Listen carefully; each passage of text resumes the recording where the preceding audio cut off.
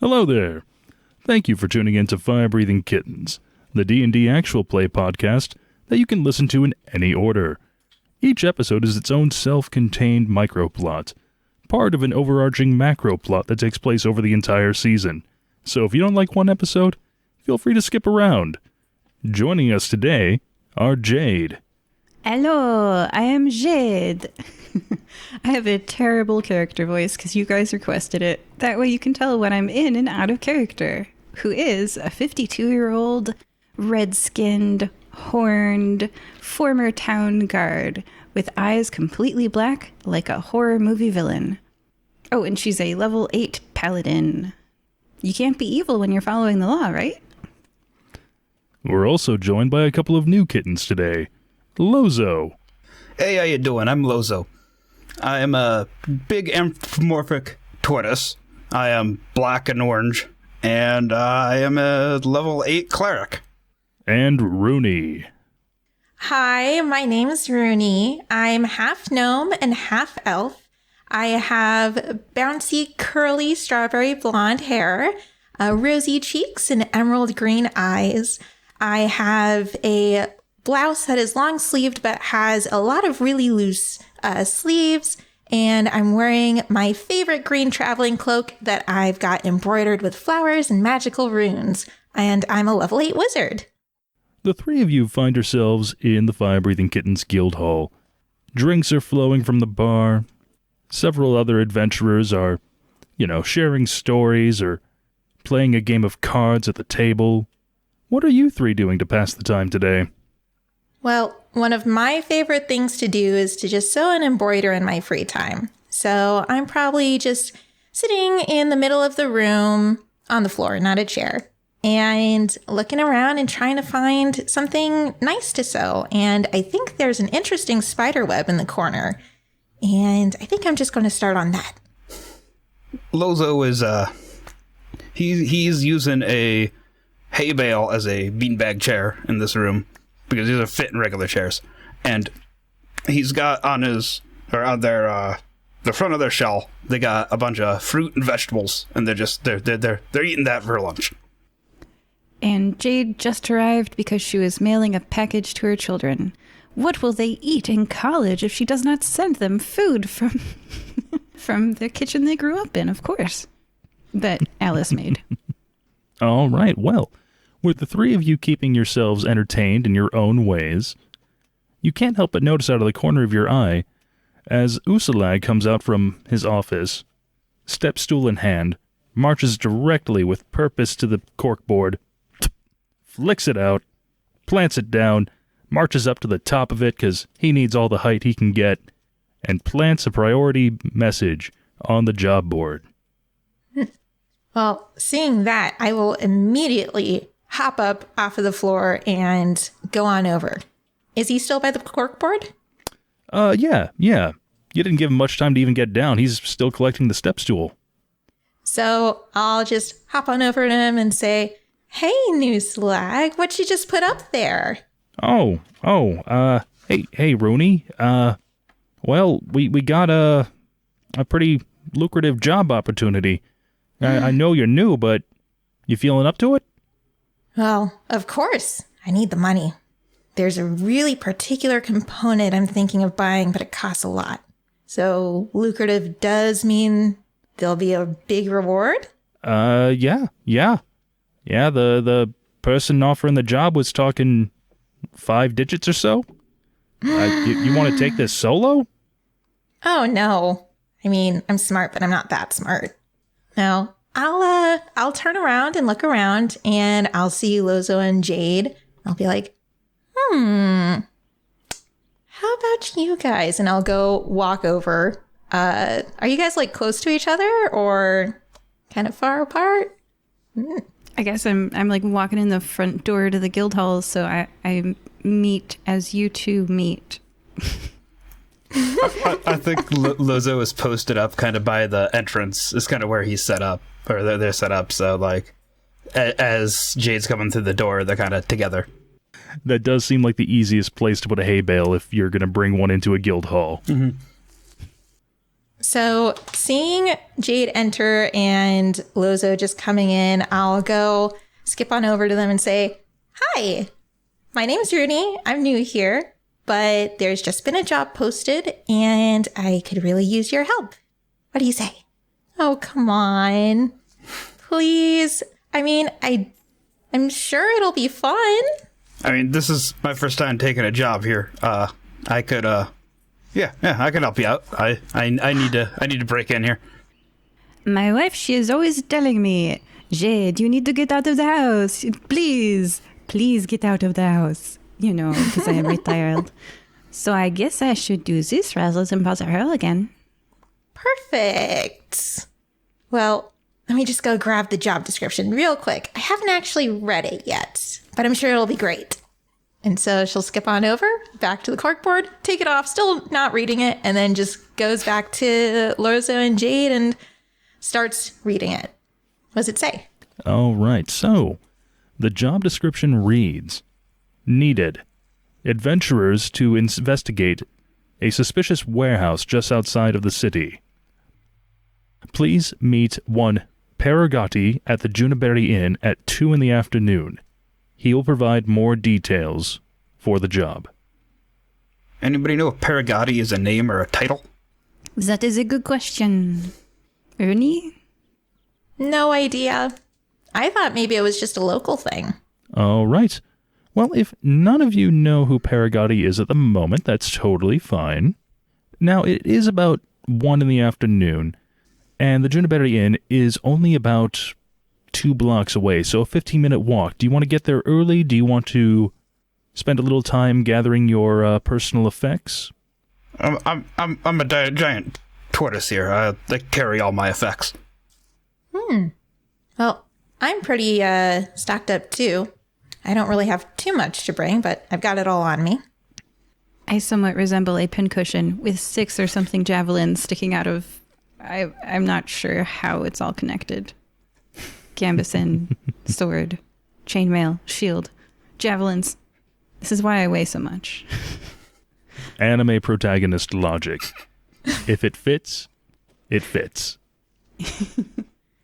Wow, you both are really strong. I can't even imagine carrying everything you two do. It's my whole house, so it's... You get to carry around your house with you? Oh, yeah. I mean, like, you see the ropes? They carry all the other stuff. Like, got nets all over me. Wow. How do you clean the back part? You know, with the arms you cannot stretch. I'm just curious. No, well, see, what I do is I swim down into a body of water, and then I find a log on the bottom, and I rub against that. So clever. Could be a rock, too. Yeah, well. Wait, but then wouldn't some of the, I don't know, the river muck or whatever it is, then get under your shell too? I can't see back there. Fair enough. Well, then it seems that we are all ready to go. We do not need, packing time. We would get there at 1:15 if we left now. That would leave us 45 minutes. Or do you want the beer? I don't know. I think I could go for a drink real quick. And then we all get drunk. But it's day drunk, so it's okay. The start of every great adventure. I actually think Lozo's drink of choice is a fermented apple. Ooh, me too. Wait, are you talking about like just the apple that's been fermented or like cider? Yeah, like how horses will eat fermented apples and get drunk off of them. Like, I think that's how Lozo gets drunk. Can you do that? Yeah. Can If they sit on the ground long enough, they'll ferment. Huh. Now, would we get sick from that? Or like... Yes. Okay. I think violently.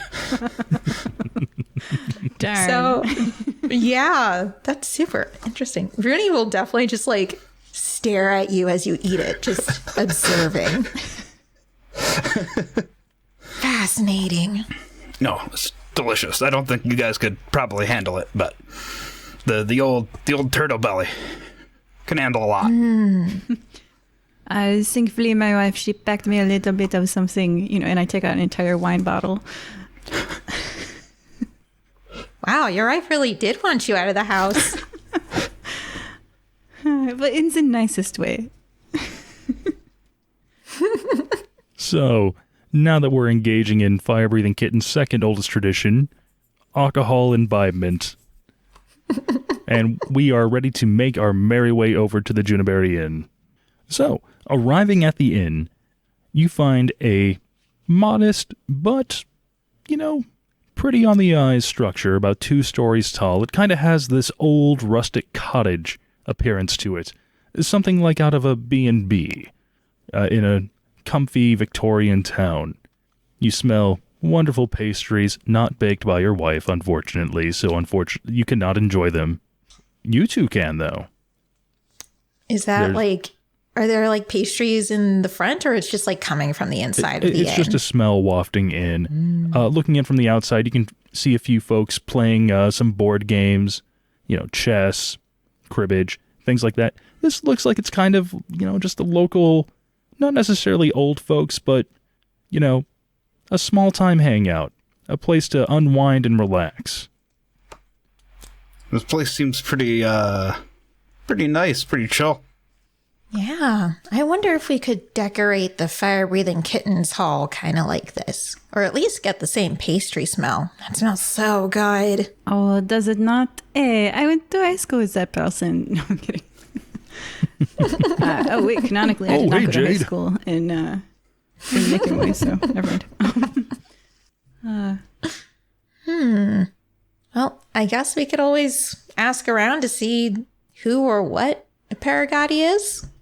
Yes, let's do it secretly. We shall write the name Paragati on paper and leave it on a table and walk away and see who answers. I write the word Paragati on a piece of paper. And I put it on a table underneath a Scrabble tile. Meanwhile, Lozo has walked over to who they believe is the hostess or whoever is seating people, and is like, hey, have you seen a Paragati around here? I don't actually know what it is, but I'm looking for a Paragati. Now, you wouldn't happen to mean a pierogi, would you? It's sort of like a palashki, but it's different. We use pears. No, I don't know I don't think that's what I meant, but I'm interested. Well, you could have a baker's dozen for a gold, otherwise they're a silver apiece. Yeah, you know what? I'll take the biggest dozen. Wonderful. And she hands you a tray of 13. They're small, but they look like they pack a lot of delicious flavor in there. Hey, y'all, I got some pastries here. Ooh, what are they? They're made out of pears. Were they green pears? Lozo takes a bite out of one. Are they green pears? Would Lozo know the difference between a green pear and a non-green pear after it's cooked? Probably not. They probably mostly eat raw. No idea. It is a pear. Definitely in the pear family. No idea what kind. Well, I guess I'll take my chances, and I'll go ahead and take a bite. Is it delicious? It is delicious, but it is green. Does anything happen? No. She's just very happy. She can taste the tartness in it compared to if it's a red ripe pear, and it's just a little bit crunchier. And so she's just very secretly pleased. Runii, was there a piece of paper inside, perhaps with instructions for to meet up with the Paragati? I know with my watcher's eye, I have been a town girl for many years before I retired. This looks like a den of criminal activity. What? Are you sure, Jade? I did not use the ability, but yes, I am sure. As soon as you say that, you notice out of the corner of your eye a very, very colorfully plumed avian come in. Jade, considering your past, go ahead and roll either history or investigation. Your pick. That's a 19 on the dice for history, plus 0. Well then, you certainly do recognize this individual, though their names seem to be different every time their wanted poster was up, and you never remember any charge sticking. They were slapped with stuff for racketeering, theft, larceny, forgery. Never anything violent, but definitely a lot of white-collar crime that if all the charges were brought forward and stuck, this individual would be facing many, many lifetimes in jail. But legally speaking, they're clean.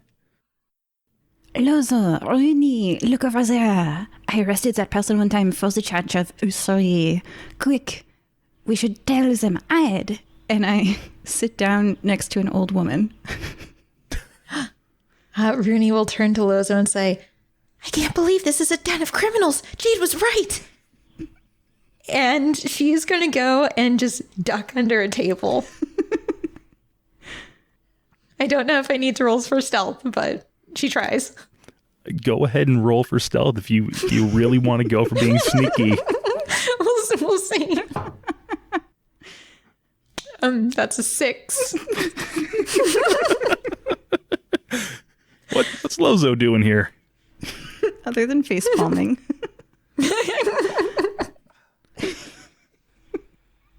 Lozo's been around, so I think Lozo can't hide. They're a giant tortoise. So I honestly think they just turn around with a real bewildered look on their face and are just kind of trying to figure out what they're talking about. And so they're just standing there. There's a dust cloud where your two friends have moved. Oh my god. I'm just imagining now in like this one like regular place, we've got a giant anthropomorphic tortoise and then a very colorful avian person. Well, Runii, with that 6, it wasn't a table you dove under. It was actually the busboy cart. But you did dive in so nimbly, you didn't cause any dishes to clatter or break. But the busboy is very confused. And Jade, the little old woman, playing her game of cribbage. Oh, hello there, dearie. Wait a second, you're not my granddaughter. Can I help you? Oh, no, I am part of the hospitality service. Are you having a good time today? Well, yes. What is your favorite part of this place so far, would you say? And I'm like looking out of the corner of my eye at the parrot person, the very colorful avian. Oh, well, they steep the tea just the way I like it. And my granddaughter is so fond of the sweets here. You know, a proper tea must not be underappreciated. What is it about this? And I'm like asking her for tea directions, and I would like to. I'd like to see what the person's up to. You want to look casual, but keep an eye on this individual. Yeah, what are they doing? Okay. All right, so the individual just doesn't really care if anybody sees him. They are just treating this like a normal day at the cafe. They stroll on over to the front, place a small order for a baker's dozen assortment, marches over to the corner booth that looks like it could comfortably seat up to 5 or 6 folks, and then places a little placard saying, "Looking for kittens." It is in this moment that Runii's busboy starts to rumble her away. Hi, excuse me, ma'am. Ma'am, can you please get out of the cart? Shh. I'm on a secret mission. Just stay right there. Cool. Oh, yeah, Okay. yeah. So, did that person who just walked in, did they do anything suspicious? No, but I did see someone dive into my busboy cart full of dishes. And they are keeping me from going back to the employees only area. You should probably look into that. They know where I am. And she'll go and try and make another like dramatic dive out of the busboy cart. But she'll like use her mage hand to like lift the flap and kind of send a couple dishes flying as a diversion. And then eventually just like roll over back to Lozo and kind of hide behind their shelf. What is Lozo doing during all of this? Lozo's munching on those pear things they bought. I didn't intend for this character to like eating so much, but that's where we are now. Nothing wrong with a character having their vices, especially if it involves delicious pastries. And coffees. I do think they've clocked that they put this sign out. They're just like, hey, I found our contact. It's right there. They're just pointing. But Lozo, what if that's what they want you to think? Well, I'm pretty sure that's what they want us to think. There's a sign. Well, I guess signs are never wrong. That's what I always say. Well, I guess we should go talk to him? Yeah, I mean, it's another animal person, so I assume they're on the up and up. Was the last time I saw that chatterbox, I was arresting them. So it's probably best if you go without me. Also, how did you brew that tea? I don't know how they brewed it, dear. I only purchased it, and it's wonderful. You'll have to ask them, though. I'm not sure if they want to share proprietary information like that. Yeah, that'll keep him busy for a while. I'll discuss stuff with her. You guys have fun. Sounds good. Hey, I guess we'll go over. You lead the way. Lozo heads over to the booth, like shuffling between people, trying to like knock people's tables. And Runii's like clinging to the nets on the back of his shell. So as you get closer, you see that this avian has not taken a bite out of any of the pastries and just seems to be playing a game of solitaire with a deck he brought on his own. Just sipping on a glass of water. Doesn't seem to be acknowledging you two approaching.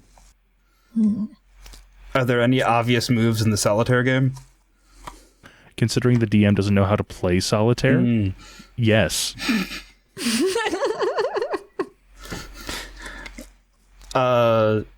Yeah, so Lozo is keyed in on the game and is just like, oh, you can move that ace. Don't forget about that. Oh, the last row. Oh, hey, yeah, thanks. Listen, I'm expecting a few folks, so I'm always down to, meet someone new and, potentially, new clients, but, unless you're here on business today, I'm afraid that I'm looking for some kittens. Hey, buddy, check out what I got carved in the shell over here. It shows them the tattoo that they have on their shell.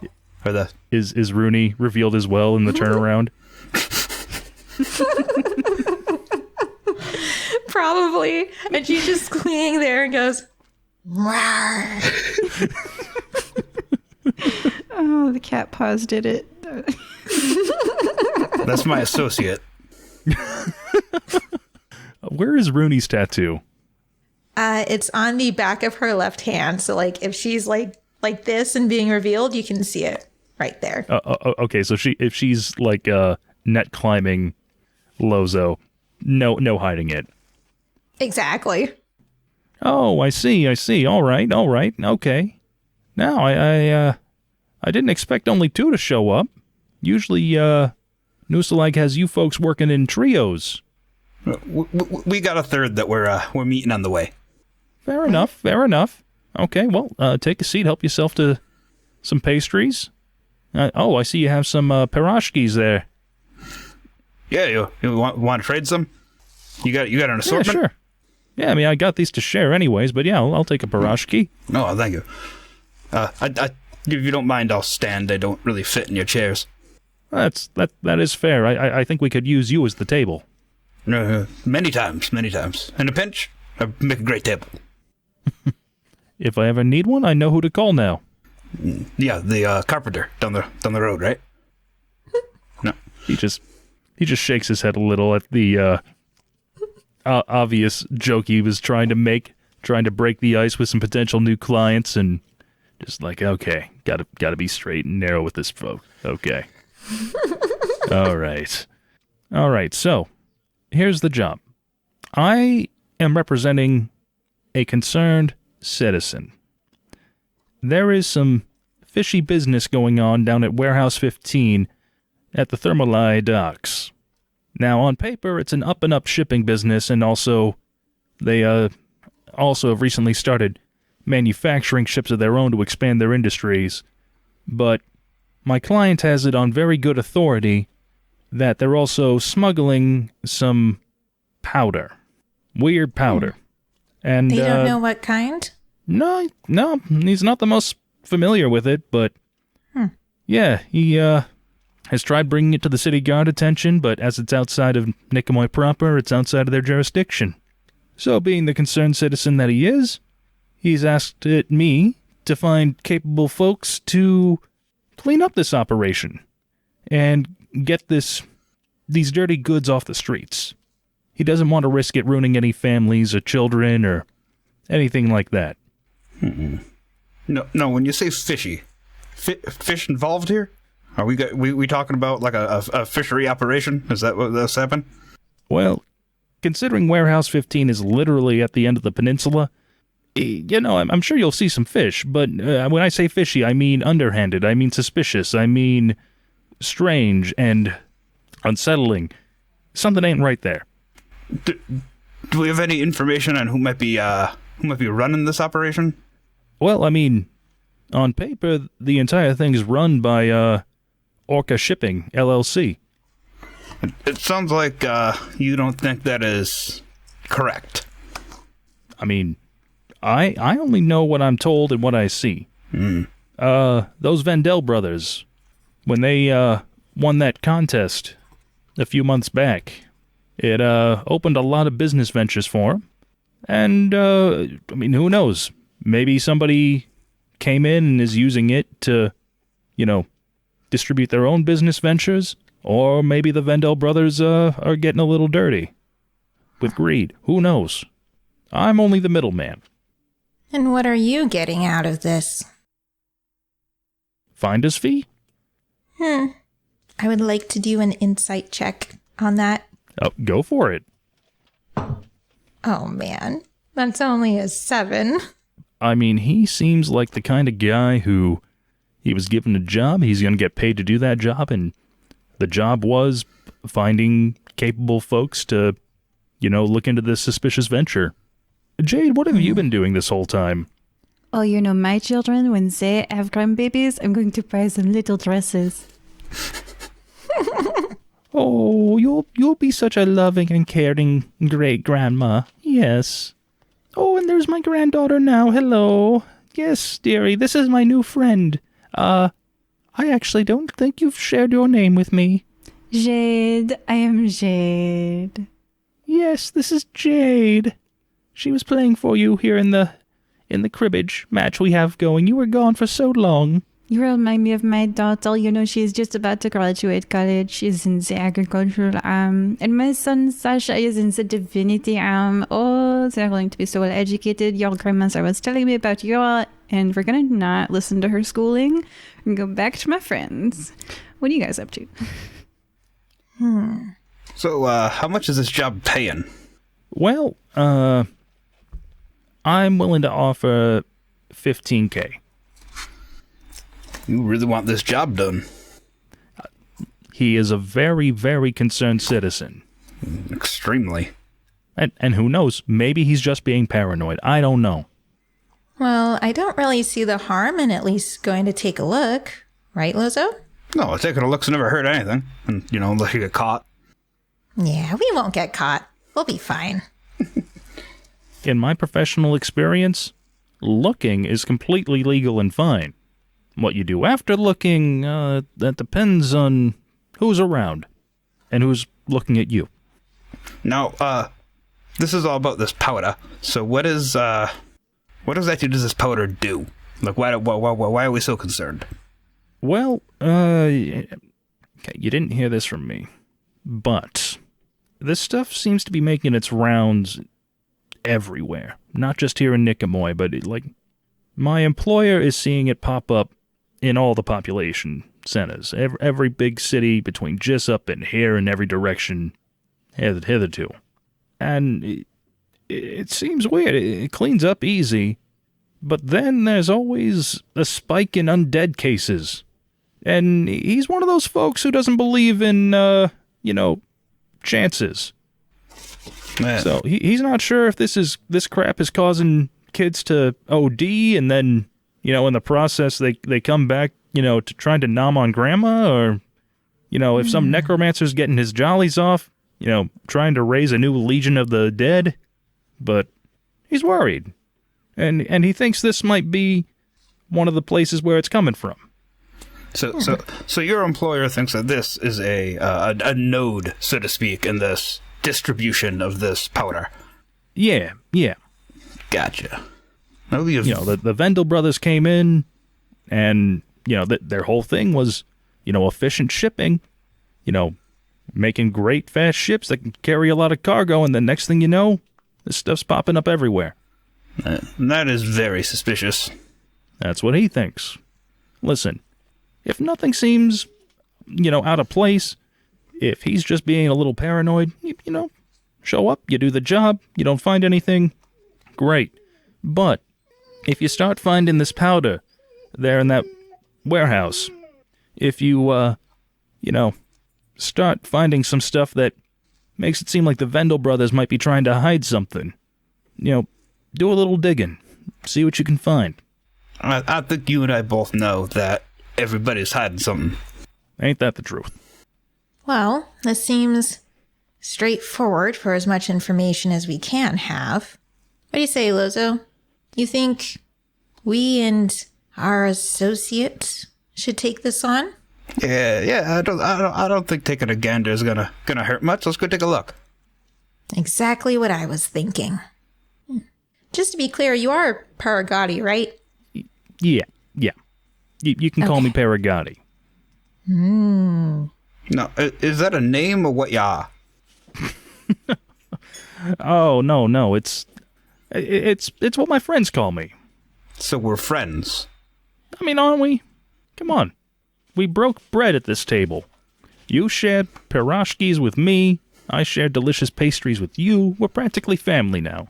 Look, these are delicious. That's right. Yeah, enjoy your pastry. The kittens are on it. We'll go take a look. And all right.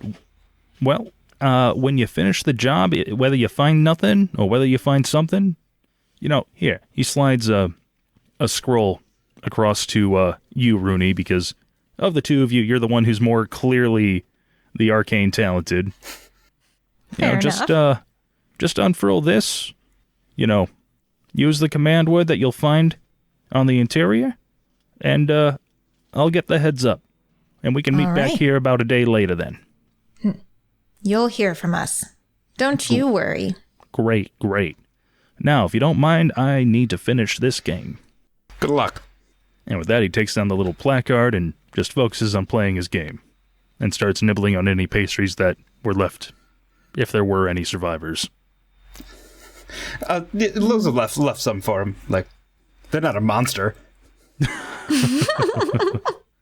Runii was definitely tempted, but remembering that this man is a criminal, she abstained. But she'll, kind of tap on your shell, Lozo, and say, all right, let's go and meet our associate. Yeah. So Lozo's gonna head out and, make eye contact with Jade, but keep walking past them so they can leave on their own and catch up, so we don't get clocked meeting with a officer that arrested the person we're working for. And you see, Jade, that's why they're so excited to double major in both archaeology and arithmetic. It seems like unrelated majors, but it's actually a very valuable specialization. Where are you going, dearie? Oh, that is such a valuable... there are some ruins outside of town, and I was hearing a story at the barrel one time that if you do the proper mathematics at the ruins, you'll be teleported onto a spaceship. Let me go ask them what was the name of those ruins again. And then I'm gonna leave. And it's Paw and Order.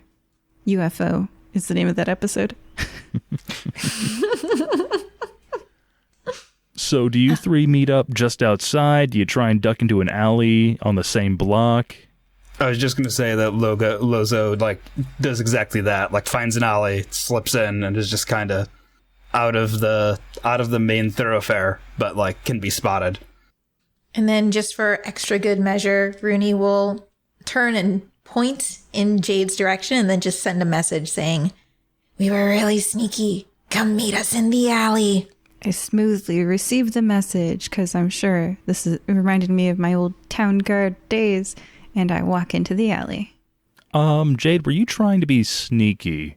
When you left the inn, were you trying to be sneaky at all?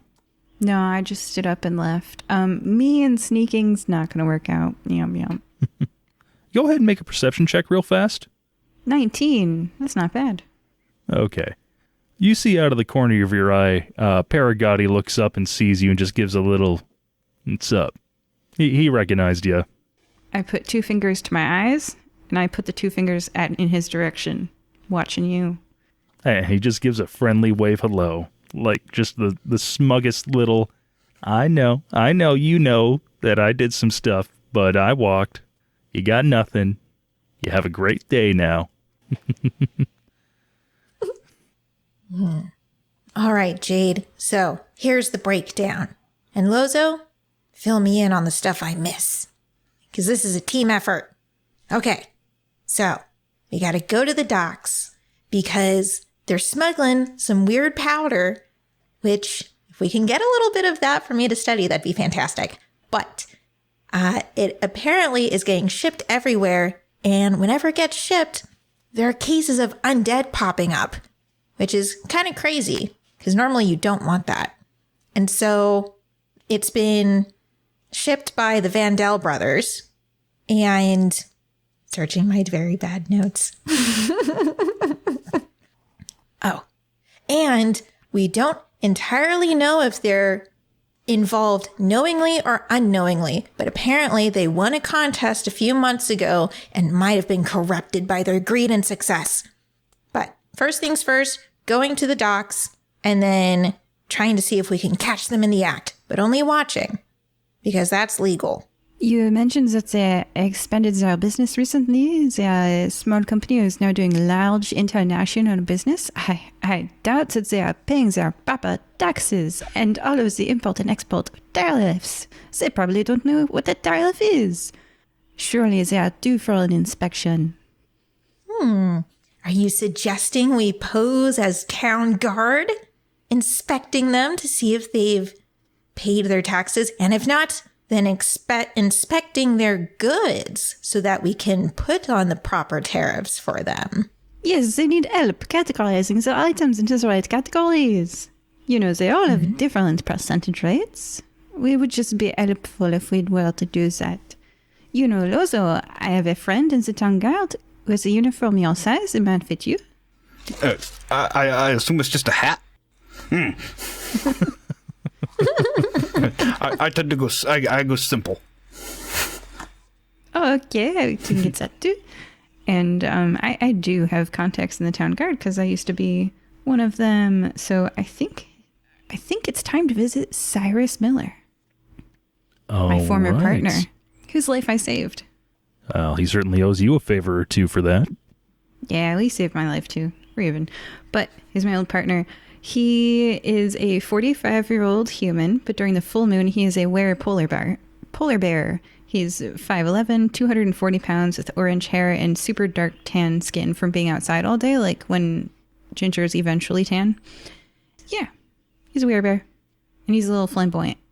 Okay. So is he still on the force, or is he retired like you? Yeah, no. I took him in when I was the older cop, and he was the younger cop to train him. Okay. So This you is know why what he needed his precinct life saved. He was just fumbling. Cyrus. You're the Danny Glover to his Mel Gibson. Yes. Jade is getting too old for this hit.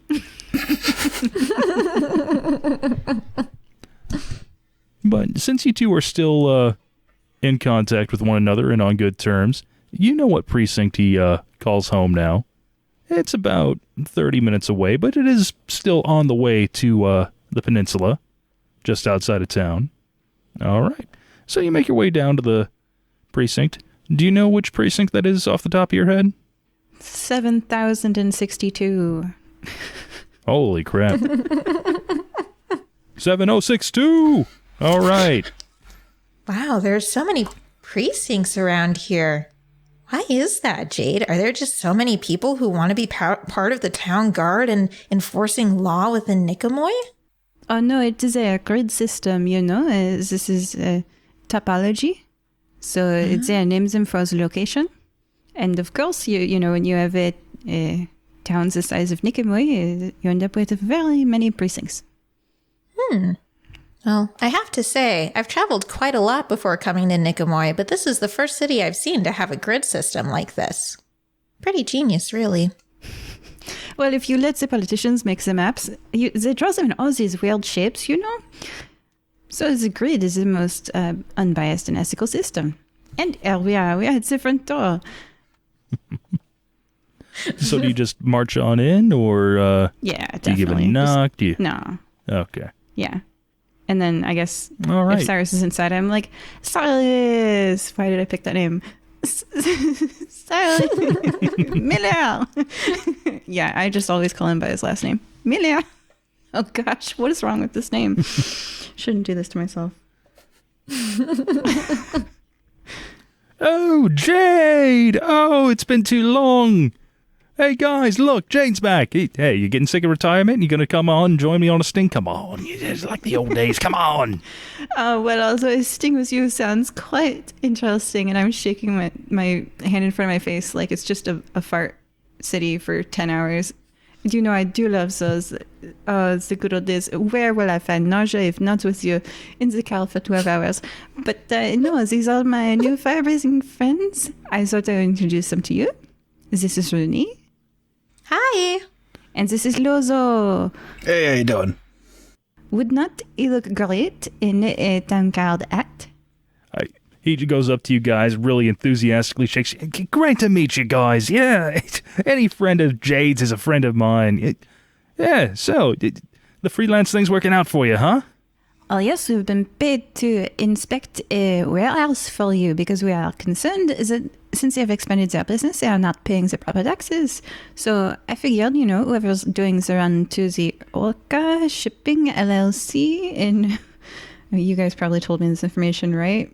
Warehouse 15 at the Thermali docks. Yes. Has anyone done their inspection for the year yet? Well, I don't know.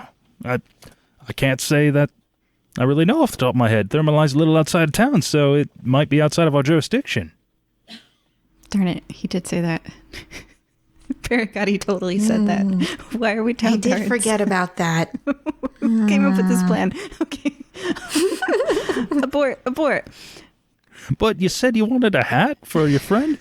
Now, they aren't going to be impersonating an officer, are they? That sounds like it'd be illegal. You know me, I never break the law. Now, I can, perhaps we could do a small favor for you. We can do a service. We can return the hat when we are done. He looks around and just to make sure no one's listening in. All right, listen, Jade. The big reason I want you back on the stings is I really, really miss Alice's cooking, okay? Look, you always let me borrow a little, and the takeout is just, it's killing me, man. My heart can only take so much MSG and salt. So, promise me, because I know you're good for it, promise me you'll bring me, like, enough to last me a week. And I'll let you borrow it.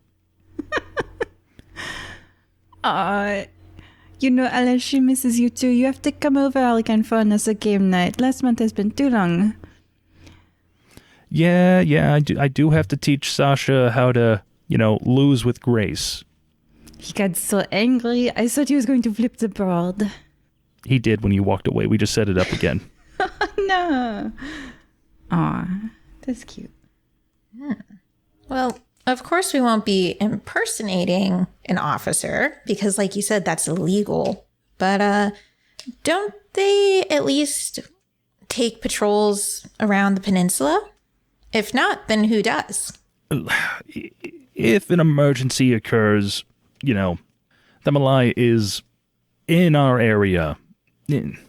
But it'd have to be something pretty major. I mean, the folks out there decided to live outside of town or set up their businesses outside of town because of the reduced taxes. Reduced taxes means you don't have as many public services available, which means you don't get as much, publicly funded services, like town guards. So, yeah, like if there was a tsunami or a monster attack or something, we'd head out there. But, we could only get it out there so fast.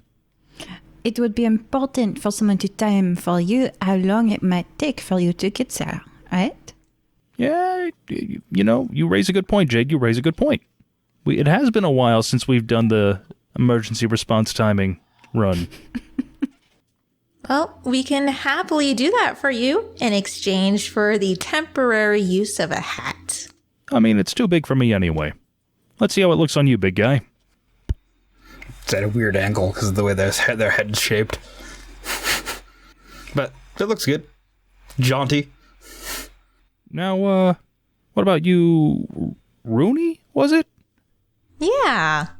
I mean, I just love the way the uniforms look. And actually, I do my own embroidery and sewing. So if I could get a sample of it that would fit me so that I can make, something inspired by it later, that'd be really great. Well, I'm pretty sure Jade still has her old uniform. Oh, I couldn't you still have the do old dress that. uniform, don't you? For, outings and events? Of course. I take it out of my bag. Yeah, no. You can whip one up fast enough for the job you guys got? Yeah. I mean, that one will fit Jade. I don't know if it'll fit me. All right. Let me see here. He goes into his office real fast. You hear some rummaging around, cluttering and clattering, and finally he comes out with this shiny little medallion. All right, well, this is technically not illegal, as this is literally just a toy that we hand out to kids during parades. But you're an adult, so if you say you're a god with this, maybe they'll believe you. You know what? I'll take it. I mean, it's quality stuff. This is real metal. It just, doesn't have the, officer ID number or anything like that. But, if someone doesn't look too closely, wham, bam, there's your badge. And she'll just kind of hold it in the palm of her hand for a little bit. And she'll say, okay, Lozo, Jade, if I do this, hands where I can see them. And she puts the medallion up really fast and then puts it back in her pocket. Was that convincing? I hold my hands up like I'm under arrest. I see that thing. I'm not asking any questions. Perfect. Thank you, Cyrus. This will do. All right. Now remember, guys, I need the hat back, but you can keep the badge. Yay. Thank you. We'll be back with those times. Well, the emergency times. Faster than you can say, flip a flap a wiggle wagon. Let's go. And we go. Right, the times. Wink. Now, Jade, don't forget. A week's worth of Alice's cooking. Of course. You can pick it up in my house at the next kid night. We must play board games. All right, now that you have your disguises in place, do you guys want to head down to the Malai? Mm-hmm. Yes. All right, well, continuing outside of Nicomoy, you pass the city wall and the main gate, that towering structure that helps separate the city from the wilds beyond and whatever dangers may lurk there. And it takes about an hour and change to get outside at a leisurely pace. Or were you trying to see how fast you can get there if there was actually an emergency? Isn't a leisurely pace the best baseline for your emergency pace? You wouldn't want to get there faster than you could on the day of. That's true. It's better to be liberal, conservative with these predictions. All right, well, you have your control now. And getting out to the Malai, you see that, there are indeed many sizable warehouses.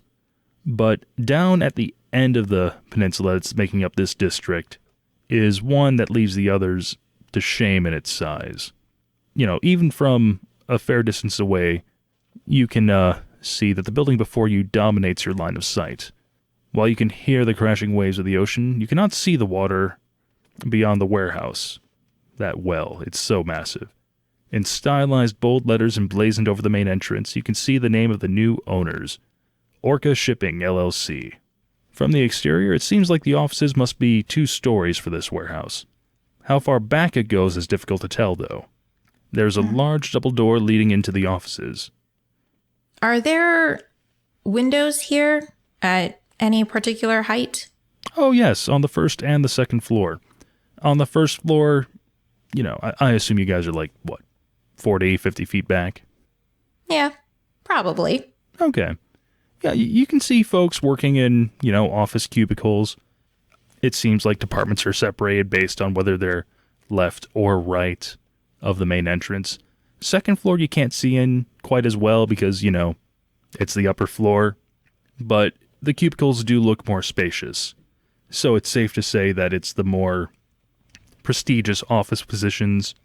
And then on the right side, you notice those windows seem to be not office cubicles, but full-on offices on the second floor. So that's probably where, anybody with actual pull within the company sets up shop. I say we start on the warehouse floor, see if we can find any of this powder. So I do have this spell that I know, and I probably shouldn't do it out in the open, but I can basically summon an eye that will see for me. As long as we can get it into the building, I'll see what's in there. I can't manipulate anything, but if we want to be a little less obvious about it, we can at least take a peek in. I need at least 1 inch for it to get through into the building, but then we're good. I know the perfect thing. I take out my rations, which are wrapped for me in a cute beeswax cloth for my wife. And there's another wine bottle. Look at that. I open up the beeswax wrapping and I say, yeah, snug it in, yeah. And I make a little cave for what is it? It's like an eyeball? Yeah, basically. So the spell I am thinking of using is Arcane Eye. So it is an invisible magical eye that hovers in the air for 1 hour. So if we sneak it into the bottle and then get the bottle into the warehouse, as long as it's open, it can go back out and I'll be able to manipulate it and move it around places and then see what it sees. Okay. DM, what's the most common name of a person? For a man or a woman? Doesn't matter. Okay. Terry. Terry. Both. I love it. All right. So I write for Terry on the lunch and I walk up to the front door with your arcane eye flitting around me, right? Yes. And I knock on the door. Runi's probably going to be, I guess, around the corner, just somewhere where she can't be seen and is just looking at things from the eye perspective. Well, this is kind of a business park area, so there's a bench relatively close by that public transport and transit would use, encourage folks to use while they wait for their carriage. Perfect. So I will just take a seat there, look nonchalant and like I definitely belong there, and then just focus on the images that the eye's sending me and moving it around once it gets inside. Okay. And what's Lozo doing? Well, Lozo's going to go over to the bench and they're just going to hang out there and kind of keep an eye on things, knowing that they're looking through the eye and maybe not paying attention to what's around them. And call. Jade is playing the part of Winogram. Who doesn't love a winogram? So, knock, knock. All right. You knock on the door and nothing really happens. Do you want to test the door? No, I wait. All right. A few minutes pass and nothing happens. Knock, knock. Winogram. On the second knock and you shouting that, you hear a little bit of shuffling from behind the door and it opens. And before you stands a petite dwarf man. Well, hello there. Can I help you? You know the door's unlocked, right? Oh, yes, but we are instructed not to enter for safety reasons. Please sign here in case of delivery. My demeanor is bored. What is this? You want the post? No, this is a winogram. Sign here? And it doesn't matter because the door's open, the eye's in. Exactly. So it's already winding its way through. Scribble, scribble, scribble. The heck is a winogram? Enjoy. Bye-bye. I walk away, leaving them with the bottle of wine and my lunch. What the heck? The cork's popped on this. This isn't sealed. What sort of shoddy operation is this? I can't drink this. And who the heck is Terry? Enjoy. Yes, it's so good. I would tell my boss. Bye-bye. I'm like at a distance, pretending I can't hear. I just keep walking. All right, the eyeball is in the building. Yes. This thing's invisible, right? Yes, it is. Okay. Thank goodness. I'm a little familiar with this spell. I just wanted to make sure. I'm pretty sure something like detect magic would be able to pick it up, but unless you have a reason to do that, you can't sense it. Okay. So, Okay. I guess I will just describe it, and then you can tell me where you want to go from there, and we'll go from there. Sounds good. So, there is a large lobby with a very confused dwarf. It looks like between the seats around here and the large desk, this is just meant to be the area that, new applicants or, representatives from other businesses who might be seeking to invest or, do business with Orca shipping would be received and then wait for their appointments. There's a door to the left and a door to the right. There is also an elevator to the left and a staircase to the right. The staircase is behind a door. So the offices were on the right-hand side of the building, right? Which ones? Like the big, this is like, not cubicles, but like offices. Big cheese offices. Okay. Big cheese offices from the exterior, second floor, right side. Okay, so they're probably not, if that's on the right side, then the warehouses are probably more likely to be on the left. So we'll go to the left first and squeeze under the door and see if there's like the warehouse floor behind that. So squeezing underneath the door, you find yourself in an area that seems to be like the floor. Can this eye just see? Can it hear? It has normal vision and dark vision out to 30 feet, and it can look in every direction. It does not, however, have any other senses. Okay. So, flying around, taking a look at some documents that folks have out, and looking at their general dress, if you had to guess, this is probably like the floor management team. Like, you see some folks in semi-casual apparel, some folks in semi-professional, so you're seeing like some accounting ledgers, some schedules.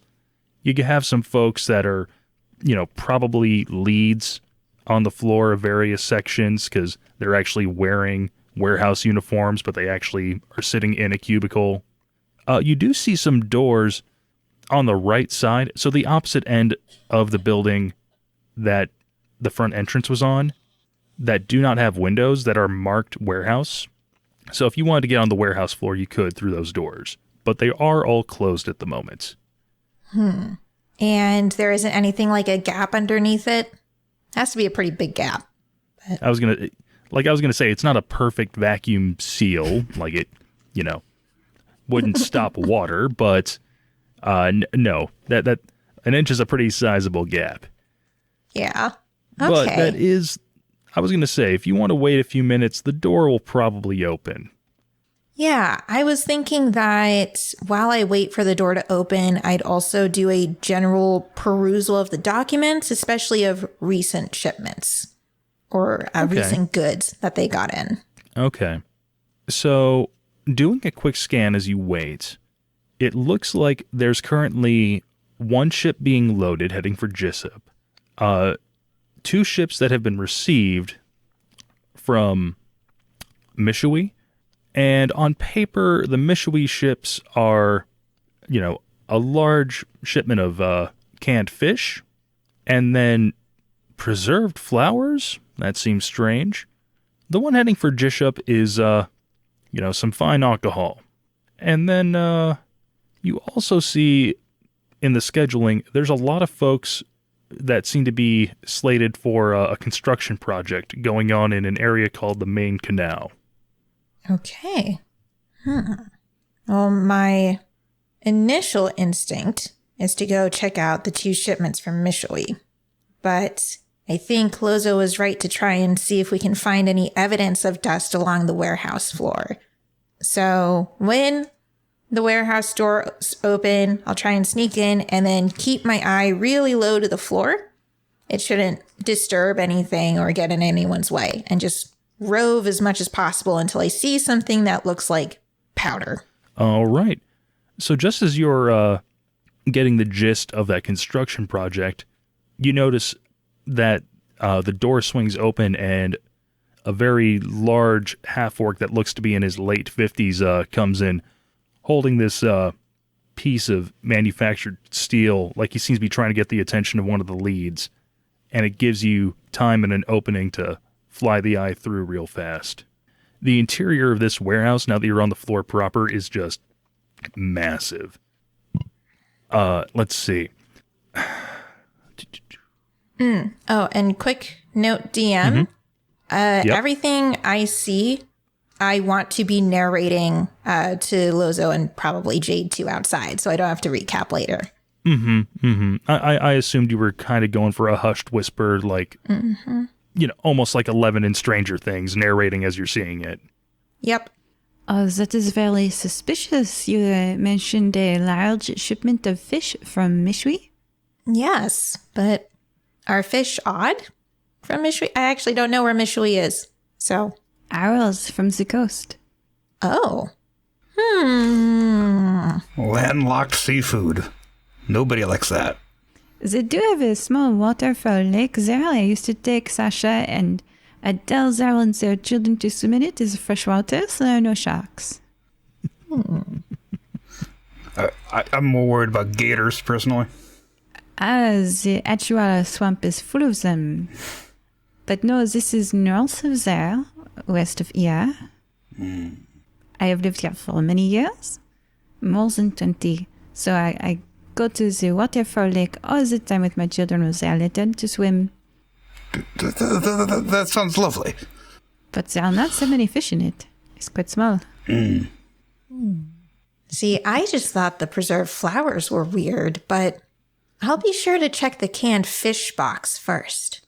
Is there anything weird about fine alcohol coming from Jisho? Oh, that one's heading 2. Oh, heading 2.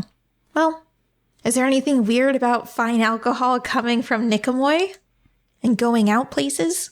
Oh no, we have quite a lot of breweries and distilleries. I can take you to them. It's a wonderful time. Awesome distilleries are my favorite. The top of the shelf liquor. I have to keep remembering that I can't be stepped on in this form. Sorry, gotta focus. With your attention back on the eye, you find that you are on what is labeled the east side of the warehouse. Flying around a bit, you find scores and scores of machinists and operators working on various pieces of equipment that seem to be making parts to make up a sailing vessel, perhaps.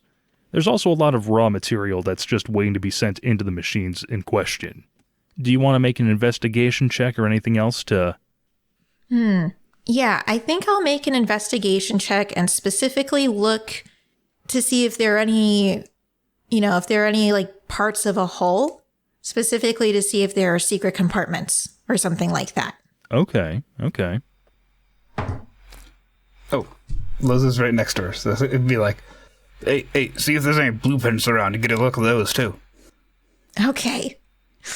So I rolled a natural 1. I'm going to change my dice. This one's not doing well for me. So I think what ended up happening is Lozo said that with the intention of being as helpful as possible, but it almost broke the concentration of the spell and the eyeball almost got stepped on underneath a size 15 steel toe industrial boot. You didn't see who the boot belonged to, but it didn't get stepped on, thankfully. My gosh, that was scary. So no blueprints and no hidden compartments that you know of. Dang it. Would you like to move on to the next area of the warehouse? Yes, I would. Please. Maybe they'll have less size 15 boots in the other part of the warehouse.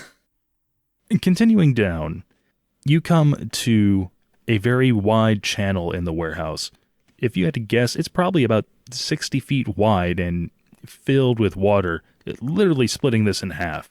Looking up, you see catwalks that look like they're designed to span it, and to the left and to the right at the furthest ends of the warehouse, they are lowered. But then looking down a little bit, you realize, there's a reason why there's only two.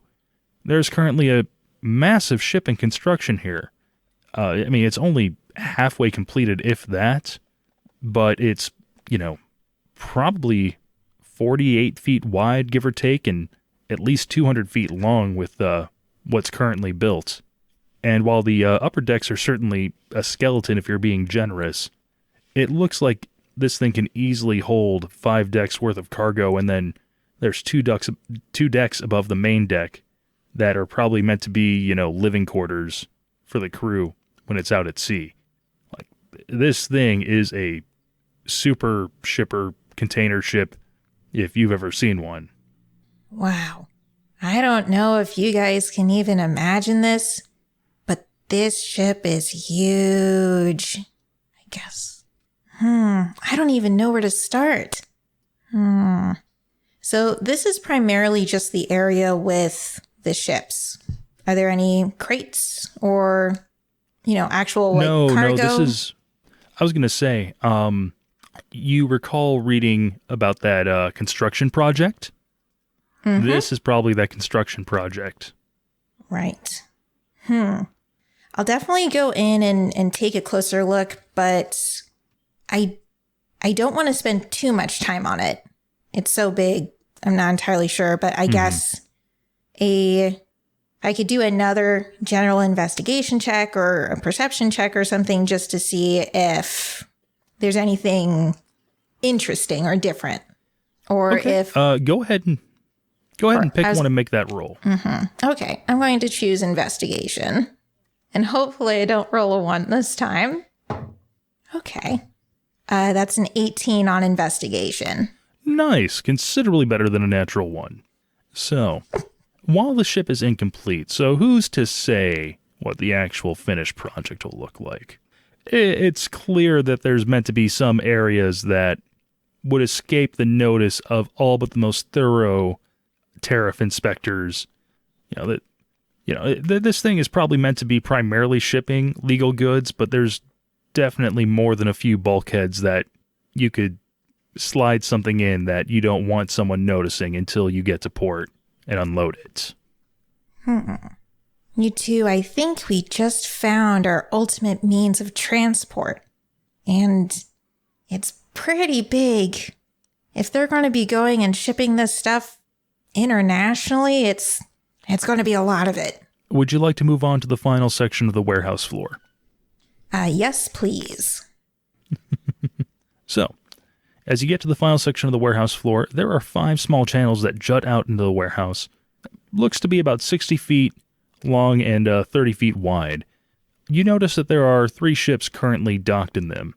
And it's a strange design, one you haven't seen before. 2 look like they're in the process of being unloaded, and 1 looks almost completely loaded, judging by, the fact that some workers are carrying stuff onto that one and off the other 2. To the left and right on this west side, there are, various stacks and rows of crates. I'll go over to the already unloaded crates first and see if there's any labeling on them, since I can't smell or touch them or anything. Okay. The ones that are getting unloaded, you're seeing a lot of canned fish, some stuff saying fragile, handle with care. While you write that down, what is the duration of this spell? It is 1 hour, up to 1 hour. Oh, okay. Yeah, we've used maybe 15, 20 minutes. Yeah, I think that this is probably the one that's most important. So I'll say to Lozo and Jade, so I'm seeing a lot of canned goods, canned fish coming off of there, as well as a couple of things that say fragile and handle with care. I can't really, go over and manipulate anything, but I can follow them to see where they're putting it, and then maybe we can figure out a way to actually go in and take a look at them later. Sounds good to me. Do you think that I should go and also look at the stuff they're loading? Or do you think it's more important to go and try looking through the offices for documents lying around or something? I think seeing what they got going on the floor is going to be the key here to see where the goods are. Yes, I do not believe any of our documents are going to match the actual shipped cargo. All right. So I'm going to go and do on the stuff that they have already loaded onto the one ship and see if there's any powder lying around. The one that's getting loaded. Yes. Okay. Give me a quick perception check. 18. All right. So, nothing seems powdery, but you do notice a middle-aged human with a neat handlebar mustache with green hair, seeming to be in a heated disagreement, if we want to put it gently, with a half-elf who is built like an ox but carries himself with an air of authority, but you can't make out any words. Wow, I've never seen someone rock a handlebar mustache like that before. He's also sporting a very stylish hat. Ooh, Lozo, you might like this hat better. What does it say? Oh, well, I don't know if the hat says anything, but it's very tall. It looks almost like a pipe, but then the brim is super wide around it. Oh, I'm into that. If only I could grab things with this eye. That's okay. Well, it certainly grabbed your attention. Oh. That's a groaner foul right there. Okay, so if there isn't any powder that I see there, I'll go over to the stuff that is getting unloaded, and I'll do the same thing and try looking. Okay. I won't ask for a perception check because you get down to the cargo hold and there is, it isn't like a glitter bomb went off, but there is all kinds of strange, sparkly powder in patches scattered around the boat. Almost like some of these boxes had a leak or something. Not a massive one, but, you throw something in there and it's not perfectly sealed, a little bit comes out, especially in the unloading process. I think, I'm almost pretty certain that this is it. I guess Paragati never actually described what the powder looked like, but this seems like it's suspicious. It's on one of the boats being unloaded from Mishui, so you were definitely right about that, Jade. Is it a glittery golden dust? It is. Yeah, it does. It does. Wait, how do you know that, Jade? Well, you have some past experiences with the dust that sinks into your skin and becomes one with your bloodstream. You remember it. What? That's fascinating. What did it feel like? Itchy. Interesting. Well, so then this is probably really dangerous then, right? Unless your goal is to become a mindless undead when you die, yeah. Oh. But strictly speaking, it is not yet a banned substance. These new technologies there is coming out with these spices. So clearly, we cannot number them fast enough to ban them. So technically, it is not illegal. Laws cannot keep up. Designer drugs are a problem. Well, we've definitely found where the powder is coming from and that it is coming through here. And I guess technically we could report that and be done, but I feel like we should probably do something about this, right? I feel like mysterious powder that I could go and study and get a sample of, but also destroy it, is probably very important. Well, then let's get you in there. Maybe we can ship you off in the package. And you can unwrap yourself once you're on board. I don't hate that. I can pull my arms and legs in and put a label on me. You are already a box. Yeah. I put my arms, legs, head in. I'm a package. Just put a label on me and drop me off for shipping. Wait a second. Ooh, I think I have a spell that might actually help with this. So I do have enlarge/reduce. So whoever's strongest, I could reduce their size and we can put them in a box and get them inside somehow. Or however we want to do it, but they would be able to be packaged up and carried regardless. My strength is right around 16. So. Oh. 18. I can only... I can only reduce you up to 1 minute. The box explodes with turtle. The box wood flies outward as the turtle shell expands. Hey, how you doing?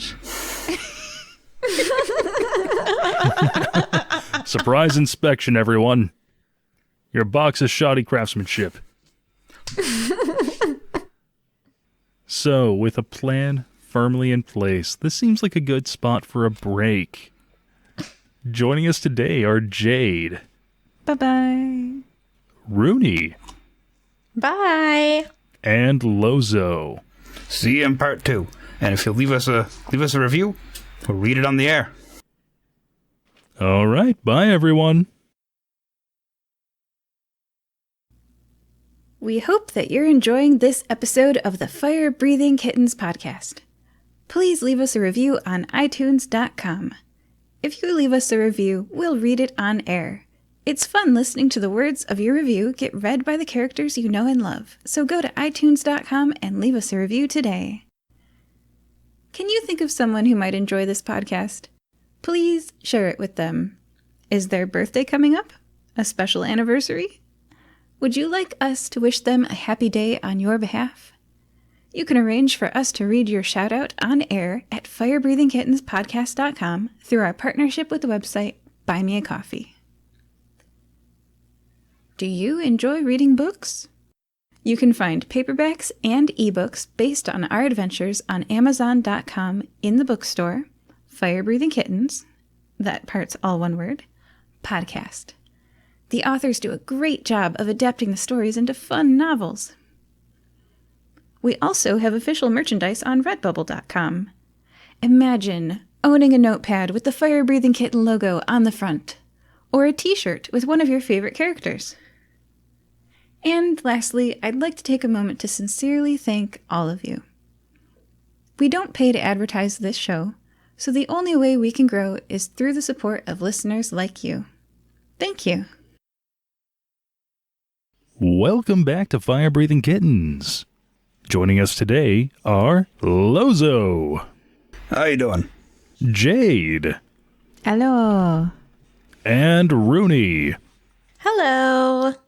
Now, would anybody like to recap what happened last time on the previous half? I can do it. So we were all hanging out in the Fire Breathing Kittens Guild when Newslag put up a high priority quest. So we all decided to go to the Juniberry Inn and meet with Paragati for some information on a secret mission. Through some intense detective work, we found out who Paragati was and got some interesting information about this mission. It seems to be that there is a strange powder being smuggled not just into Nicomoy, but across the entire continent. No one really knows where it's coming from, but apparently everywhere it's shipped, there's a rise in undead attacks. Ooh. And so it's our job to go to the Thermally docks just outside of Nicomoy on the peninsula and figure out what this dust is, or at least to figure out if it's here or not. And so we did some arcane detective work, having my arcane eye go through the warehouse, and we found traces of the powder on one of the ships that was coming in from Mishui. So now we have a plan, well, somewhat of a plan, to go into the warehouse and knock some of those crates over and see if we can disrupt the shipping of this illicit powder. Thanks for that wonderful recap, Runii. We return to find you three seated at a carriage bench just outside of Orca Shipping, LLC. So we want to stop the powder. Well, I want to grab some, but then I guess we should stop the powder from making its rounds into Nicomoy, right? Well, I think that's what we're getting paid for. So if we could just get in and disrupt, like Jade said, I have a couple of spells at my disposal that can cause some chaos. The tricky thing is getting in. I think I can get us in there. I think if I got orders demand. People like to do what I say, and I can get them to believe we are here for an inspection, and we can also see if anybody scatters when inspectors show up. Yeah, I think that sounds great, Lozo. Do you think that I should keep the arcane eye up while we're, inspecting things just to see if anything changes in the warehouse floor? Definitely. We're going to need as many eyes as possible. I don't know why I just became Southern. All right, you got it. All right. Now, just so I know, with that arcane eye, can you still see through your own eyes as well? Like you get triple vision, so to speak? Or, like, do you need a seeing eye tortoise friend? It says I mentally receive visual information from the eye. So I guess that's up to DM discretion. That's cool. Okay, so I'm fine with it being, it's sort of like having TV running in the background. You can choose to focus in on it, or you can just choose to have it as background noise and then like, oh, hey, is that a dragon? Thanks, eye. Yeah, okay, cool. Hopefully there aren't any dragons that pop down in here. No, heavens no, it's not in the game name or anything. Warehouses and dragons.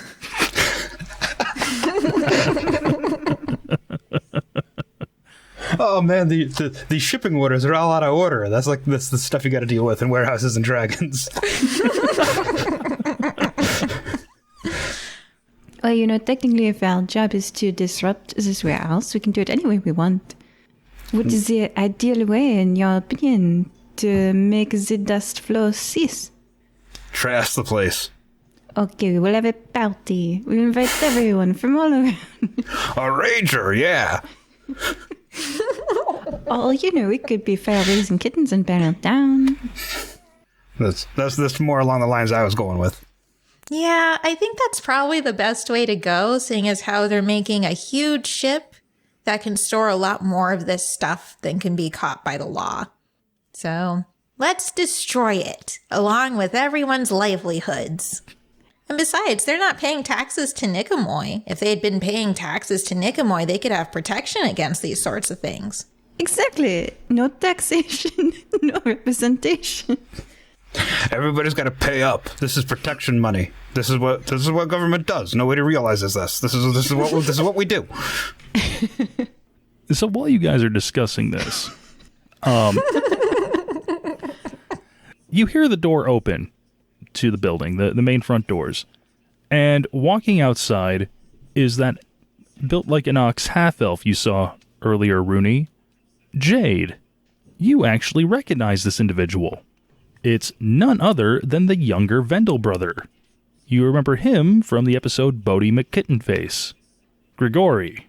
I did not realize that by making them the most fastest clipper ship in the sea that they would use these profits to import harmful materials outside of the reach of the law, whatever created.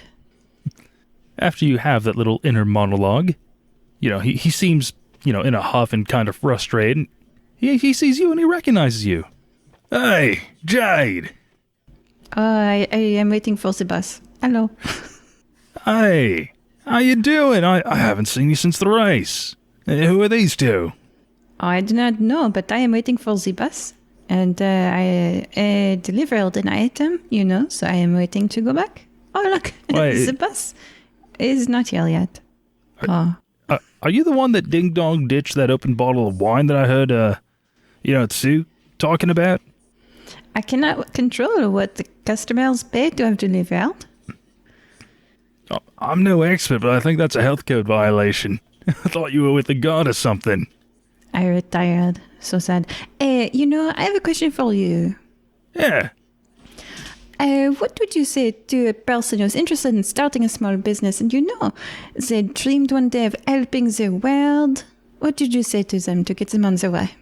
Well, that sounds like me and Tomas. Not too far back. Follow your dreams and try and pay it forward. If success lands in your lap, spread it.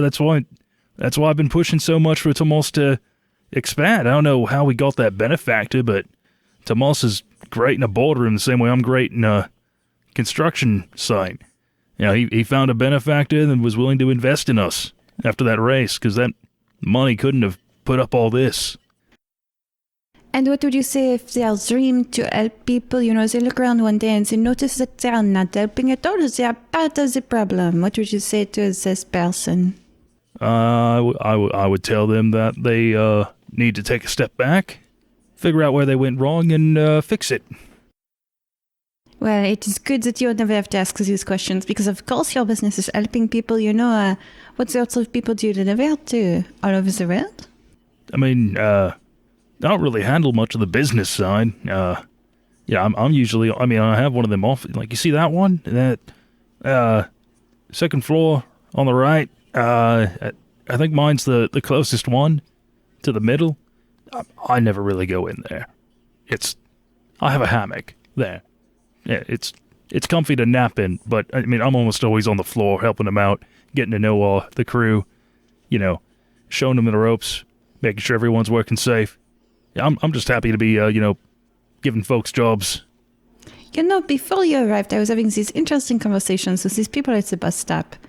They were telling me, that sometimes in life, it's possible for things to be happening without you being aware. And I said, no. My son, Shasha, would never be doing anything that I do not know about. He's just a 19-year-old boy. Everything he does, of course, I know about.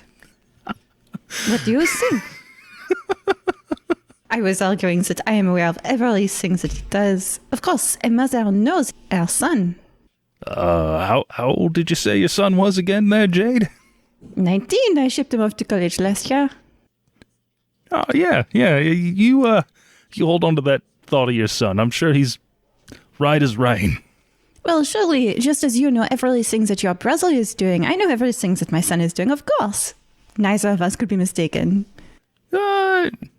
Know what he's doing. That's a funny way to put it. I trust him. I trust my son. Yeah, he's doing good. He stays up in his office almost all the time now, but I see him usually at our weekly lunch. Yes, I go into his room and I say, everything that I see, this is everything that exists. These people at the bus stop, they say, no, check under his bed, the floorboard is loose. I say, no, hidden compartments, impossible. Could not happen. He would not do that to me. Check the drop ceiling, too. This is a good spot. Surely, these hidden compartments, they are things of legend. No one actually does this, no? Are we still talking about your boy? I don't know. I give up. It's just me spitballing. I have no freaking idea. I don't know. DM, while Jade has been talking to Grigori, trying. It's great because since my eye is still up and I know that he's out and I recognize him from the argument, I'd like to connect the dots and then go and follow Tomas as far as possible with my arcane eye. See if he's up to... Who do you think Tomas is? I don't know. Like, I take it that he's a partner of some sort.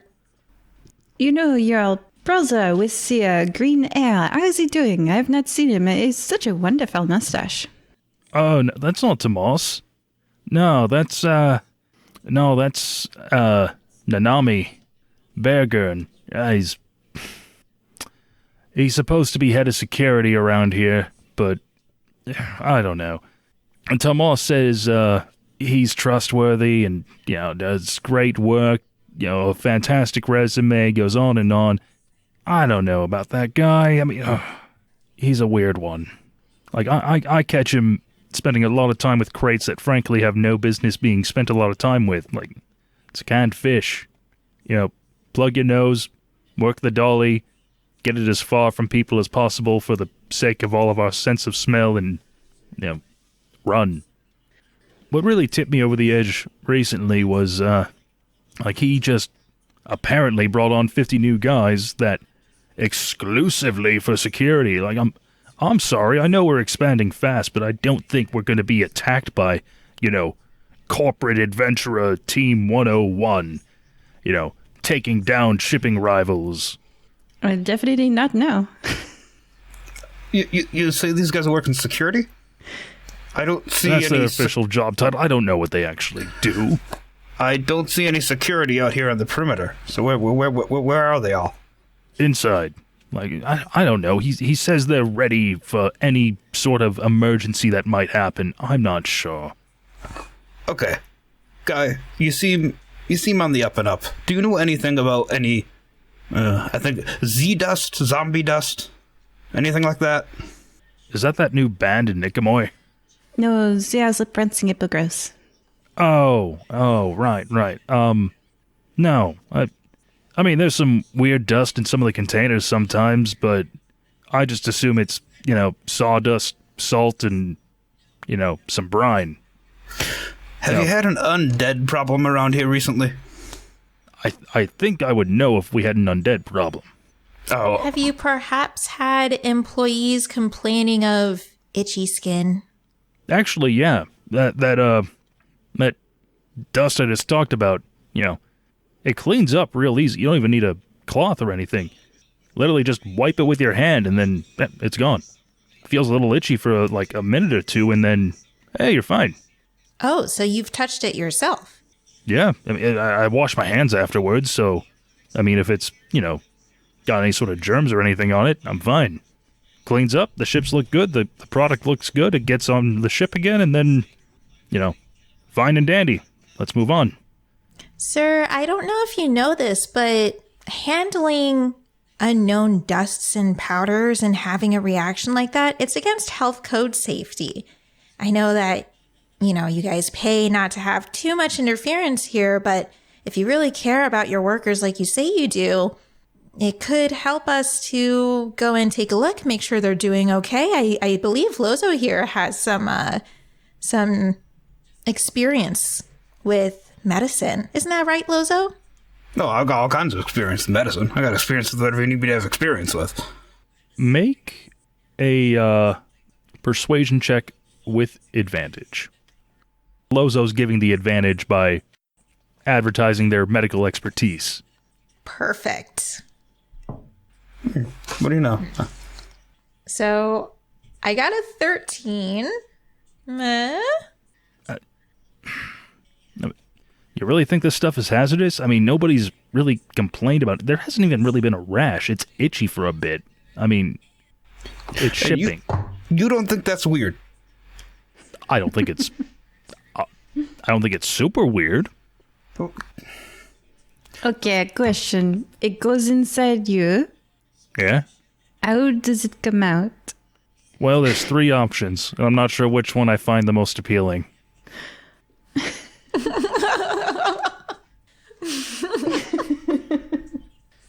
If you think carefully, there's a 4th option.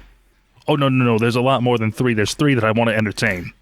No, I'm saying there's an option where it never leaves. Oh, no. Yeah. Yeah. You go ahead and make I will say a medicine check, because he was trusting your medical expertise earlier. Now the medical expert is saying, hey, stop and think about that for a minute, Chief. That's a 23. Nice. Unnatural 20, though.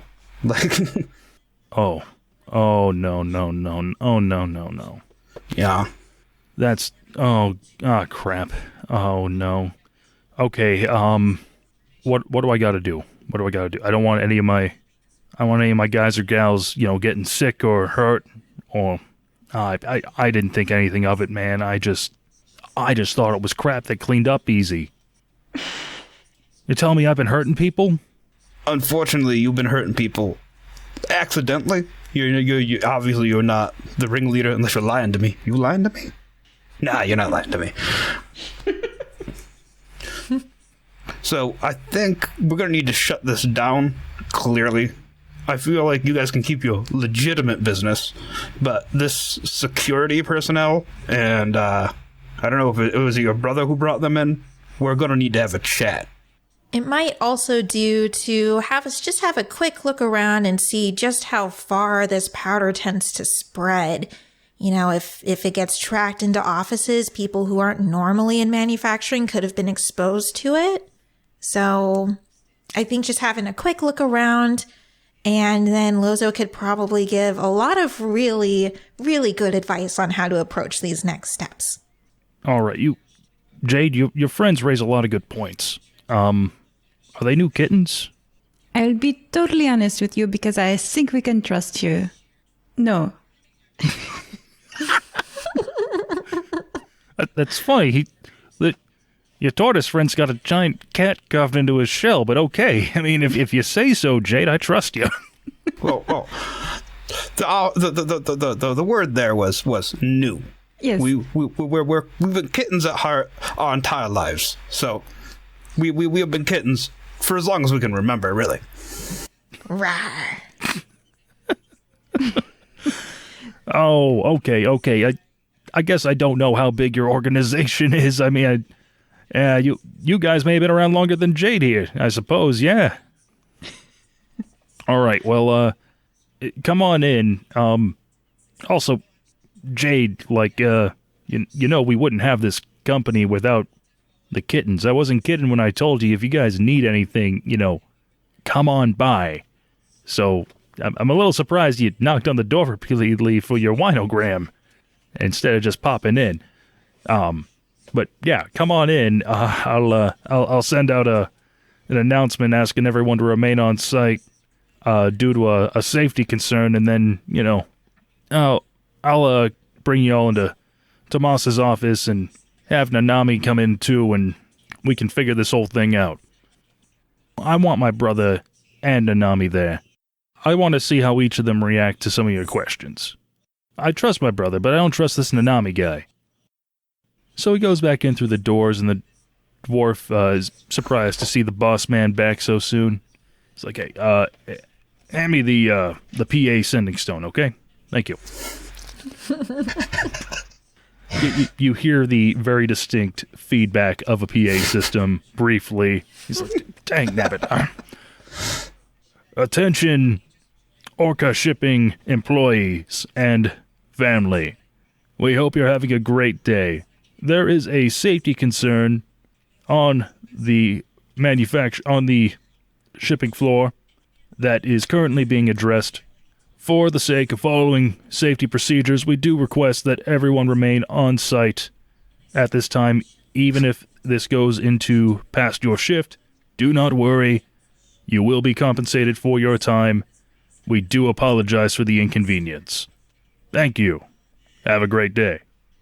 Can Lozo see anybody clearly moving in the opposite direction as everybody else, trying to get away from whatever is going on over here? I mean, you guys are in the lobby when he makes this announcement, so you see the dwarf playing a Sudoku puzzle, but otherwise no. Okay. Anything that my arcane eye might pick up from the The loading floor?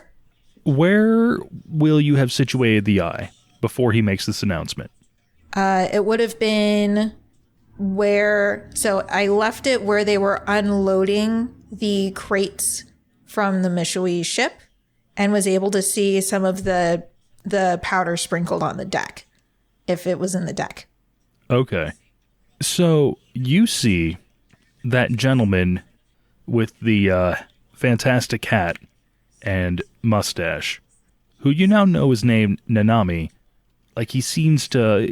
Give me an insight check or sense motive. That's a natural 20. Oh my. Oh my.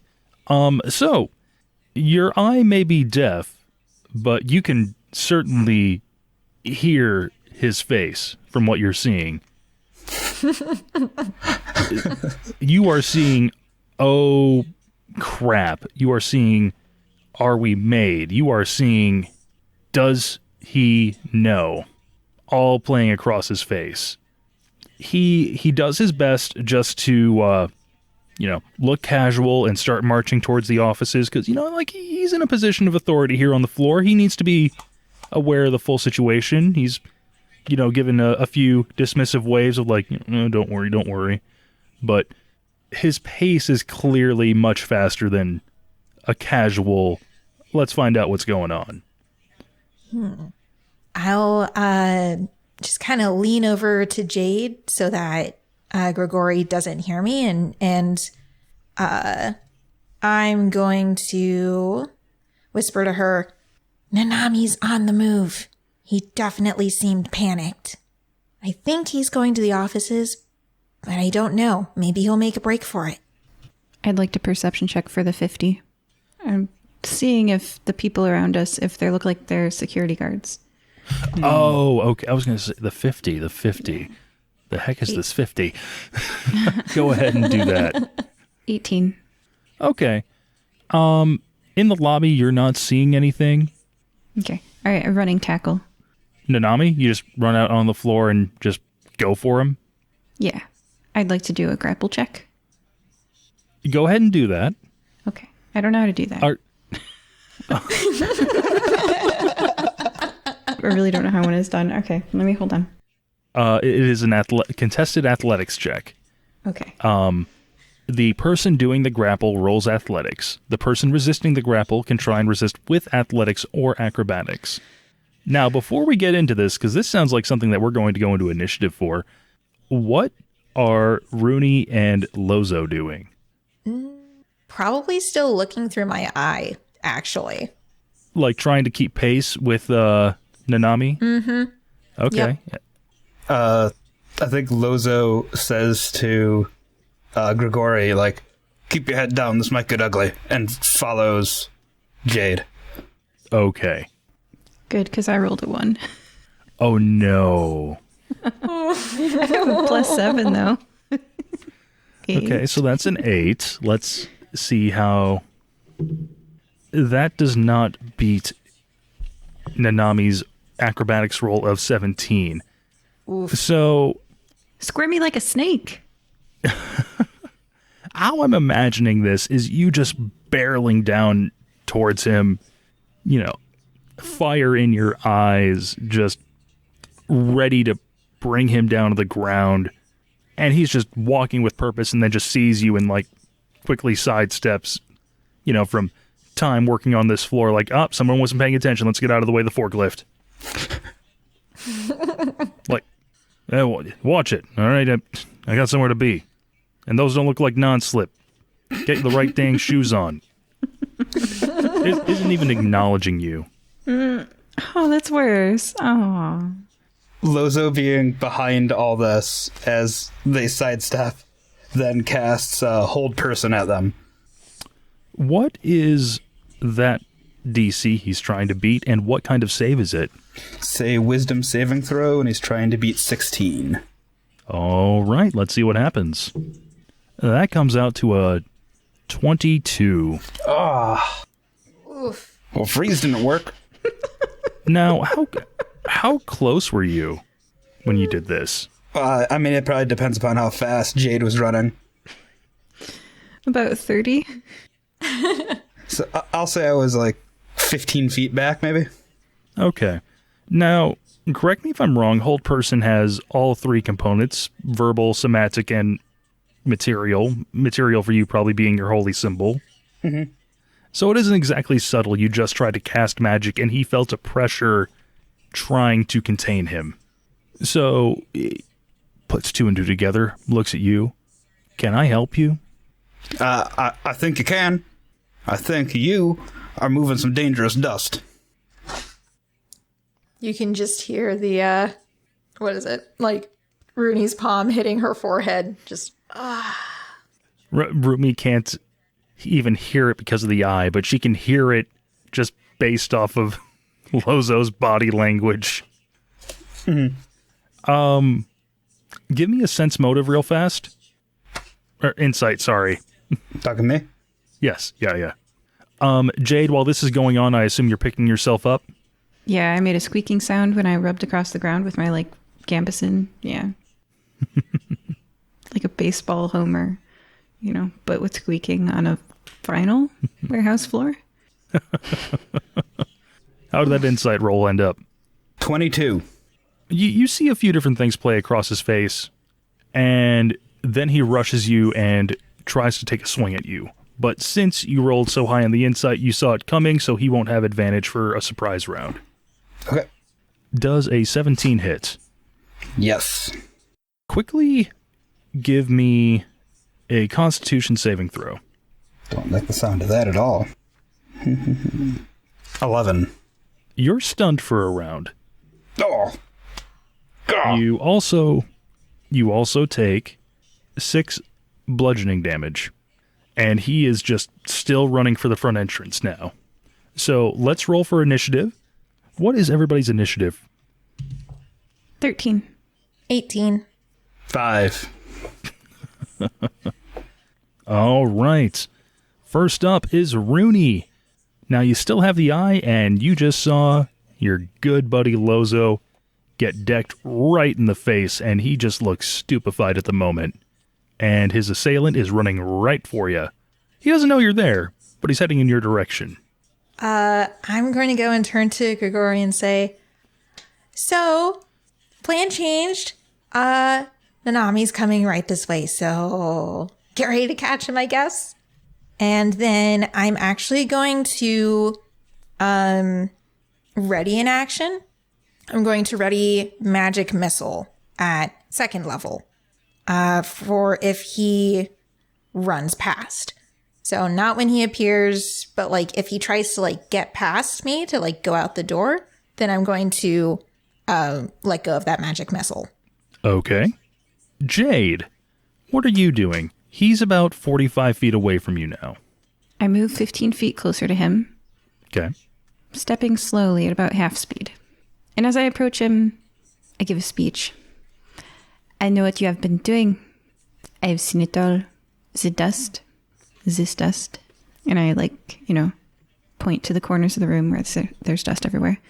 You have been poisoning the people of Nikimoy, haven't you? You have been turning them into undead without their consent. And you think that you can get away with it because you're outside of the jurisdiction of the Nikimoy Town Guard. My tabard, which is like an overcoat that fits over armor, is outfitted with the insignia of the town guard. Although I am retired. But you cannot escape from the law.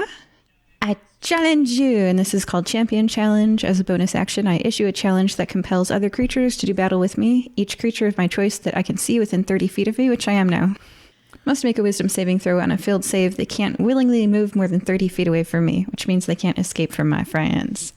I challenge you to defend what you have been doing. Clearly, if you have been doing nothing wrong, you would not mind telling all of these people who are exposed, and now all their coworkers hate them, that there is nothing harmful with the dust that you have permeated them with for weeks and weeks. Explain yourself.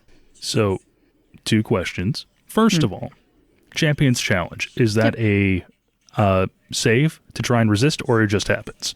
Wisdom saving throw. All right, let's see what happens. Dang nab, 18. Oh, they're fine. He's slippery. Second of all, could you give me a performance check to try and sway the crowd, as it were?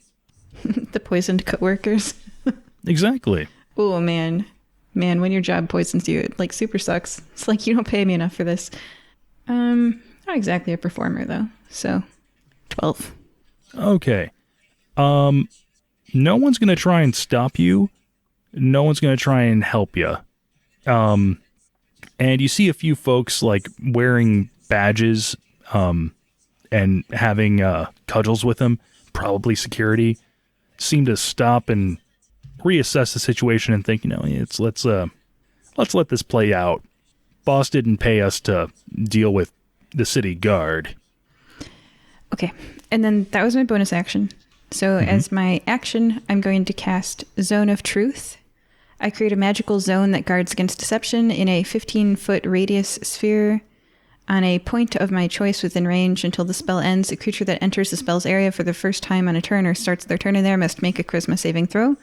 And although it failed, I would like to challenge them to step into the box and tell their story. So they probably won't, though. But maybe people are aware of what I'm doing, and I say, "Y'all is a zone of truth. Speak your truth if you have nothing to hide." They can choose whether or not to step inside it. I'm just challenging them. But Okay. I'm all bravado, and just I slip on the floor when I try to catch them, so who knows? I'm envisioning you. What's the range on this spell? I can cast it up to 60 feet away from myself, but it's a 15-foot radius sphere centered on a point, so I've like made a little box, and I'm like, this is the box of truth. Okay. I'm imagining you casting this pretty much right on him and, like, stay put, explain your case, justify your actions, tell your coworkers they're fine. I could do it right on them, couldn't I? You could. I could. I don't know. I think I'm going to do it next to them and peer pressure them into going inside. Yeah, I'm going to do it on a clearly delimited part of the ground. This is the zone of truth.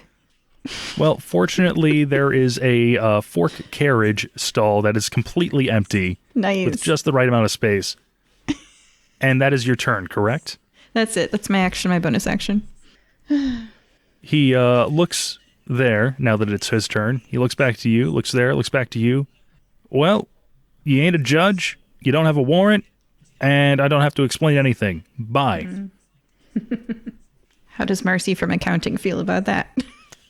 Oh, Marcy from accounting isn't here right now, so her opinion doesn't really matter. But he is bolting for it. So, Runii, the door before you is thrown open. He's booking it. Grigori, oh, Mamani, just the person I wanted to see. He just blows past both of you. Then my magic missile would go off. And because I upcast it to 2nd level, I get to throw 4 darts instead of 3. Nice. 4, 5, 7, 9, for a total of 12 dart damage. I feel like that's not correct. Oh, force damage, excuse me. So 12 force damage. Well, after taking 12 dart damage from a 2nd level magic force, his balance gets completely thrown off and he stumbles a bit, picks himself back up. But you notice something. The hat's gone. And who the heck is this guy? He kind of has a like mid-late 70s Hugh Hefner look about him. Wearing a captain's cap, has a, green beard still, but it isn't a handlebar mustache. It's like, that stereotypical captain's beard. And he's not a human, he's a Triton. And Grigori just, his jaw drops. Greenbeard, what in the blazes are you doing out of jail? Wait, you know this person? He kidnapped friends of mine. We have to stop him. Hurry, he's going to get away. I can't do anything, though. Freaking. Yeah. He's going to get away. We need to catch him. And with that, Grigori will enter the initiative in the next turn. Lozo, you're stunned. Mm-hmm. All right, your turn's over. You're no longer stunned, so you can do stuff next turn. The last thing you remembered was a, handlebarred human coming right for you. Where the heck is he? Jade, what are you doing here? I recognize Greenbeard, right? He's on the other side of a door, so you don't see him, but you will recognize him when you see him, assuming you catch up. Can you describe how far away I am from things? Yes, absolutely. So you walked 15 feet, you were about 30 feet away. The door was another 15 feet, and he dashed. So you're about 45 feet away from Greenbeard. Okay, and they're behind a door? They're behind a door. And the door is 30 feet from me or less? Or the door is about 30 feet away from you, yeah. Okay, so could I go up to the door and open it and still have an action? Or a bonus action, maybe? I would say so. Like, I'm envisioning this as a door that just kind of swings both ways. Like, it's not a locking door or a hinge door. It's literally just meant to have a barrier between the offices and manufacturing. But first, we have Runii.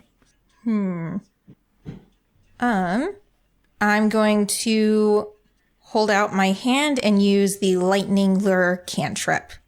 So, let's see. The target must succeed on a strength saving throw or be pulled up to 10 feet in a straight line toward me. And then they take 1d8 lightning damage if it's within 5 feet of me. Well, they rolled a 1 on that strength saving throw. Fantastic. So the lightning cable wraps around their ankle and just jerks them back. And I don't know if I should roll damage. Are they within 5 feet of me as I do that? They were not within 5 feet of you. Okay, so they just get pulled back closer to me. Yep. Cool. So that's my action. And I don't think I have a bonus action, but I'll definitely encourage Grigori to go and grapple him or restrain him. I was going to say, so aside from the movement, does lightning lure make him fall prone, restrain him, anything like that? It doesn't specifically say. No. Okay. Yeah. Next up, Jade. I walk forward so that I can push the door open and see the person. So I'm a bit confused. Was Nanami Vergern, the head of security, actually Greenbeard in disguise? Yes. Okay. All right. And Greenbeard was being arrested the last time I saw them. So it kind of makes sense. They have a false identity because they're escaping from the law. Okay. So I'm going to cast Compelled Duel. It's a first level enchantment. It's a bonus action, so I can push open the door and cast this for sure. It has a range of 30 feet. I attempt to compel a creature into a duel. One creature that I can see within range must make a wisdom saving throw. Let's try that again. That is a 26. Nope. Never mind. Cool. All right. You can just walk out of here. It's great. Yeah. That ends my turn. You still have a normal action. Okay. I guess I could throw some javelins at them. I don't really want to assault people. I don't know. He punched your friend. Right in the beak. You're hurt. I do have command, so I can say, speak a one-word command to a creature I can see within range. The suggested commands are approach. The target moves toward you by the shortest and most direct route, ending its turn if it moves within 5 feet of you. Drop, flee, gravel, halt. So I guess I'll point to the truth spell zone and I'll say confess. Nice. That's good. That is a wisdom saving throw, yeah. 17. Well, nothing happens. All right, cool. Oh, man, every time. Greenbeard's just too wise. So wise. All right. Well, next up, I can cross out the, disguise name, Greenbeard. He recognizes you, Jade, but he doesn't see you as the threat at the moment. He sees the elf gnome that just lassoed him with a lightning lure as the main person keeping him from getting out of this building at the moment. So he is going to flurry of blows. Ooh. Ooh. I was standing in the doorway, right? And where is Runii? She's about, doorway, lobby, Runii Grigori and Greenbeard are in the lobby. Then main doors. Okay, so how far away am I from everybody? Because I have all this, like, distance-based combat stuff, like interception, and... You're about 10 feet away. Okay. All right, so one of those came out to be a 13. The rest were 18 or higher. I assume the rest hit? Yeah. And you said 13? Mm-hmm. I'll go ahead and use shield for that one. I did not cast mage armor, so my AC is super low. But yeah, the other 3 hit. How did I get separated from you in this combat? Like, come close to me. You're the one who ran away from me. All right. Hey, you guys, stand within 5 feet of me. There, I shot that.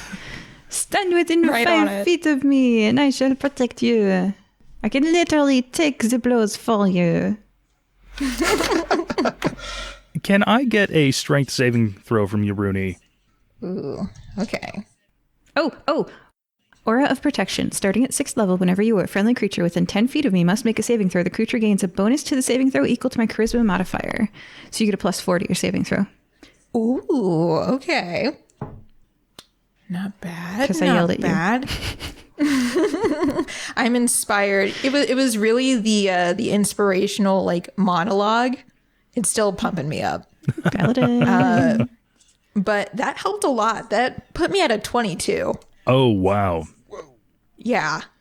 So you can tell he was going for like a 1-inch punch, sending you flying deal. Didn't take. You kept your footing somehow. You also take 7 damage from that. Okay. That might break your concentration on your eyeball. Yeah. Yep. Eyeball's gone. Okay. And then you also take a total of 12 more damage from the other 2 punches. Okay. And then he is going to step of the wind and just make a dash out the door. He is now 50 feet outside of the main door. Next up is Lozo. Lozo, knowing the person who just like punched him in the face, went out this door, barrels through that door. Okay, so that's about 20 feet of movement to get to where Jade is. I'm going to go the other 10 feet past that. Okay, so you're effectively in the middle of the lobby. How far away from me right now is the water around us on this peninsula? Is it within 300 feet? Oh, yeah. Then Lozo is going to cast Control Water and flood out this road leading from this warehouse to stop him from escaping. I love it. You're effectively waterbending just this wall of water to catch him in the current, bring him back into the lobby, or just cut him off. I was thinking just cut him off because I didn't think I could control it well enough to not drown this dude or drown all of us with all the water coming at us. That's fair. Okay. Then it just seems more, but weird to use this word here, realistic. No, that's fair. And I can totally see, Lozo coming in, like knowing someone's trying to escape and essentially being told he got out the door. He's trying to make a break for it. Cool. I was outside. I know the rough layout. Yeah, so they hold their staff out, and this like 20-foot wall of water just moves in a totally unnatural way. Like it's 20 feet. It doesn't even look like a wave. It just looks like a block of water coming in, and it just blocks his path.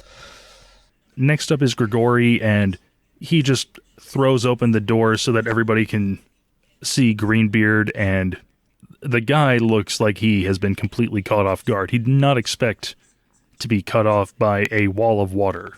So going back to the top, Runii? I'm going to upcast Scorching Ray to level 4. Nice. And so create 1 additional ray, 3, 4. So I get 5 rays that I get to roll attack for. Oh, the first one was 14. Okay. The second one was 18. Third one is 25 and 9. So it should have been 5 blasts. How many were over 17? 2 were. Okay. 2 of them hit. Okay. So first one does 6 damage. Second one does 5 damage of fire. All right, total of 11? Mm-hmm. And then I will specifically move behind Jade. Still within 5 feet, but behind her. Oh, don't worry. Any missiles that come at you will hit me. Even if you're in front of me. All right, Jade. You got a clear path between you and Greenbeard. How far away is Greenbeard from me? He's about 50 feet away. I move 30 feet. Okay. Because Runii can move 30, so it's okay. Mm-hmm. And I take out a javelin. With D&D, you can do non-lethal damage. Yep. Yeah, so this javelin is like expertly hitting them in a non-lethal place in the body, question mark? Yeah, that's totally fine. Okay.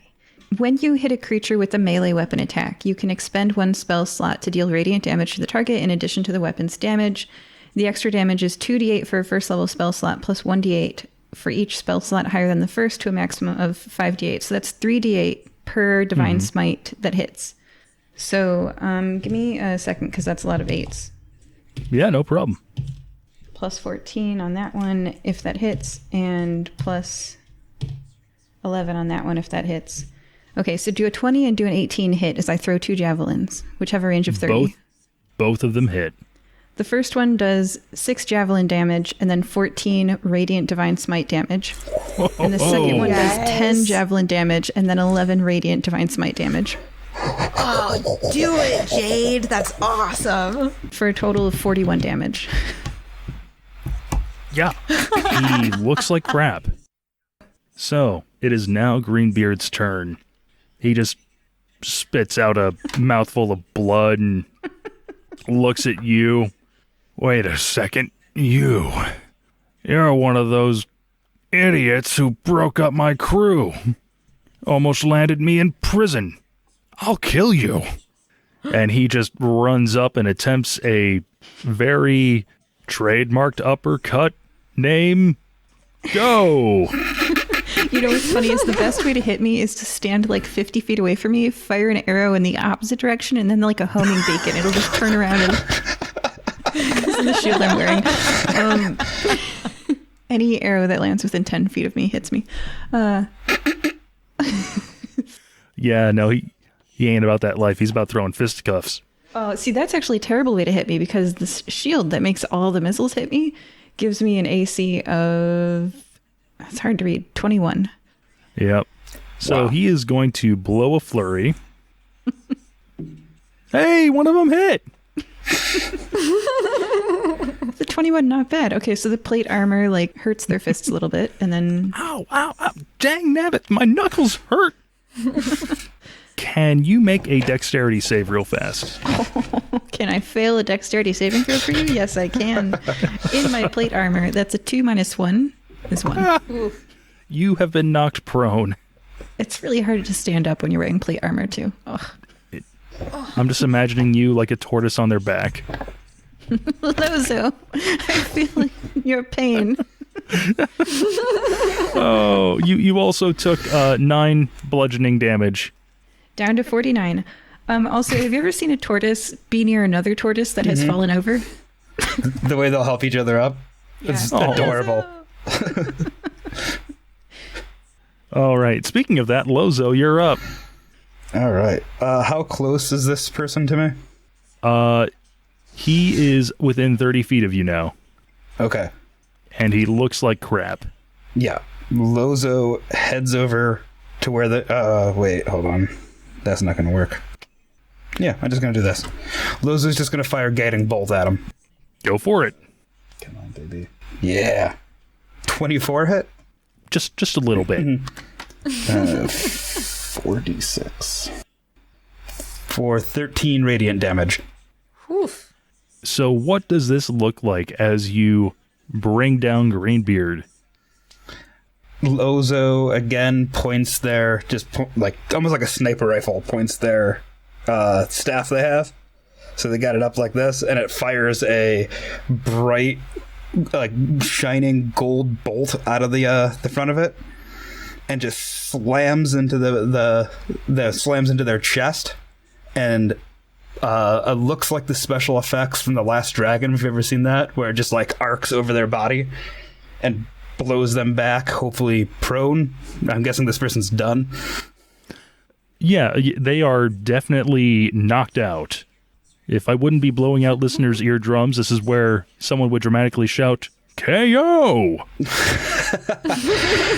Yeah, so it looks like 80s special effects, where it's like that rotoscoped like bolt that like courses over somebody's body. That's what it looks like. I love it. All right, with that, Greenbeard has been apprehended once again. Lozo turns to what was the guy's name that ran this place? Grigori is the one who has been speaking with you guys. Yeah, it turns to Grigori and goes, "You're welcome." Thank you.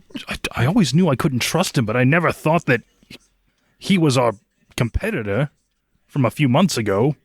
Always trust your gut, my friend. You got a bad feeling about somebody, you go with that. I'm just wondering why Tomas would trust this man. I can't help you there, man. How about we go and tie this guy up before he wakes up? Yeah, I like that idea. All right, would you three be all right with helping me confront my brother about this? Because there was no reason this should have happened. Absolutely. We'll finish the job. Fantastic. So, heading upstairs to the nice offices, you find, on the one furthest away from the staircase, Tomas sitting in his office at a very nice desk, poring over paperwork, trying to figure something out. He looks up, sees you four. Grigori, what is the meaning of, the lockdown? Has something happened? Is someone hurt? Oh, Jade. Always good to see you. Hello, I am Jade. Has something happened that we need the help of the fire-breathing kittens? Yes, perhaps if I harness divine power in as a time, I can have a spell slot back, I can do Son of Truth, or I can just, and I punch the person in the gut. You tell us the truth. Go ahead and give me a insight real fast. 13. Okay. Getting a quick glance at Grigori as you do this, you can tell he does not like seeing his brother be punched, but at the same time, no, I it's didn't like... punch the brother, I punched Greenbeard. Oh. Yeah. You brought Greenbeard up with you. Didn't we? Mm-hmm. Okay. We just restrained him and brought him with us. Yeah. Yeah. Oh, gosh, I wouldn't punch the brother. Hi, well, it's good to see you. Hello, I'm Jade. Punch. Watch yourself. Like, oh, wow, we're going right for bad cop. Okay. No. This person, and I sock the Greenbeard, captive fall guy, has been importing dangerous substances in crates into your shipping harbor. It is possible that you did not know about this, but now that you do, you cannot allow it to persist because it is causing zombies. So, is Greenbeard still unconscious for this? Did I just punch an unconscious person? Yeah, sure. All right. Whatever. Yes. Okay, yeah, he just, wind knocked out of him. What little breath? I lay on hands. Now you're awake. Oh. How long have you been importing dust? Since Tomas hired me. I punch him again. Please stop. I'm trying to help. Okay? Look, if it'll lighten the sentence, I'll tell you everything. No promises, but spill it. And I'm going to just stand in front of the door so that if Tomas is guilty, he's not running away.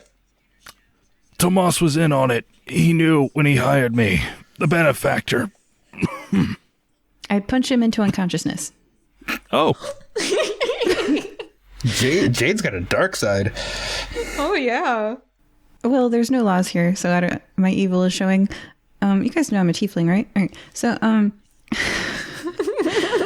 I look at Tomas and I say, this liar, he would not enter the zone of truth, and now he's trying to bring you down with him. It is so sad that he cannot just say that he was doing this all on his own. Surely you would never allow such a thing to happen on your watch, Tomas. I, threateningly hold the unconscious form. Yeah, go ahead and make...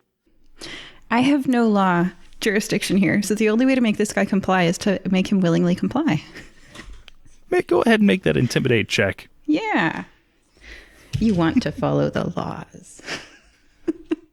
I mean, 19? is this following the law? Surely you would never allow something like this to happen under your watch. He is trying to implicate you, but you are blameless, yes? His eyes dart between you, between Greenbeard, between his brother, between these two folks he's never seen before in his life. Our benefactor said it was just harmless. They paid a lot of money, and it seemed like the least we could do is, they said they wanted this stuff moved around without customs noticing it. I didn't ask any questions, and I don't know what's going on. Listen, Grigori doesn't know anything. He really doesn't. He really doesn't. He spends so much time on the floor. Is this stuff dangerous? I thought it was just, vice, something that they wanted to move around and make some money with. I mean, the fact that you were willing to do things below the law is kind of bad in and of itself. I use lay on hands to bring Greenbeard back. He has to be conscious to argue with, so that's why I brought him back. And to get him to do stuff. Indeed. Do I still have all my teeth?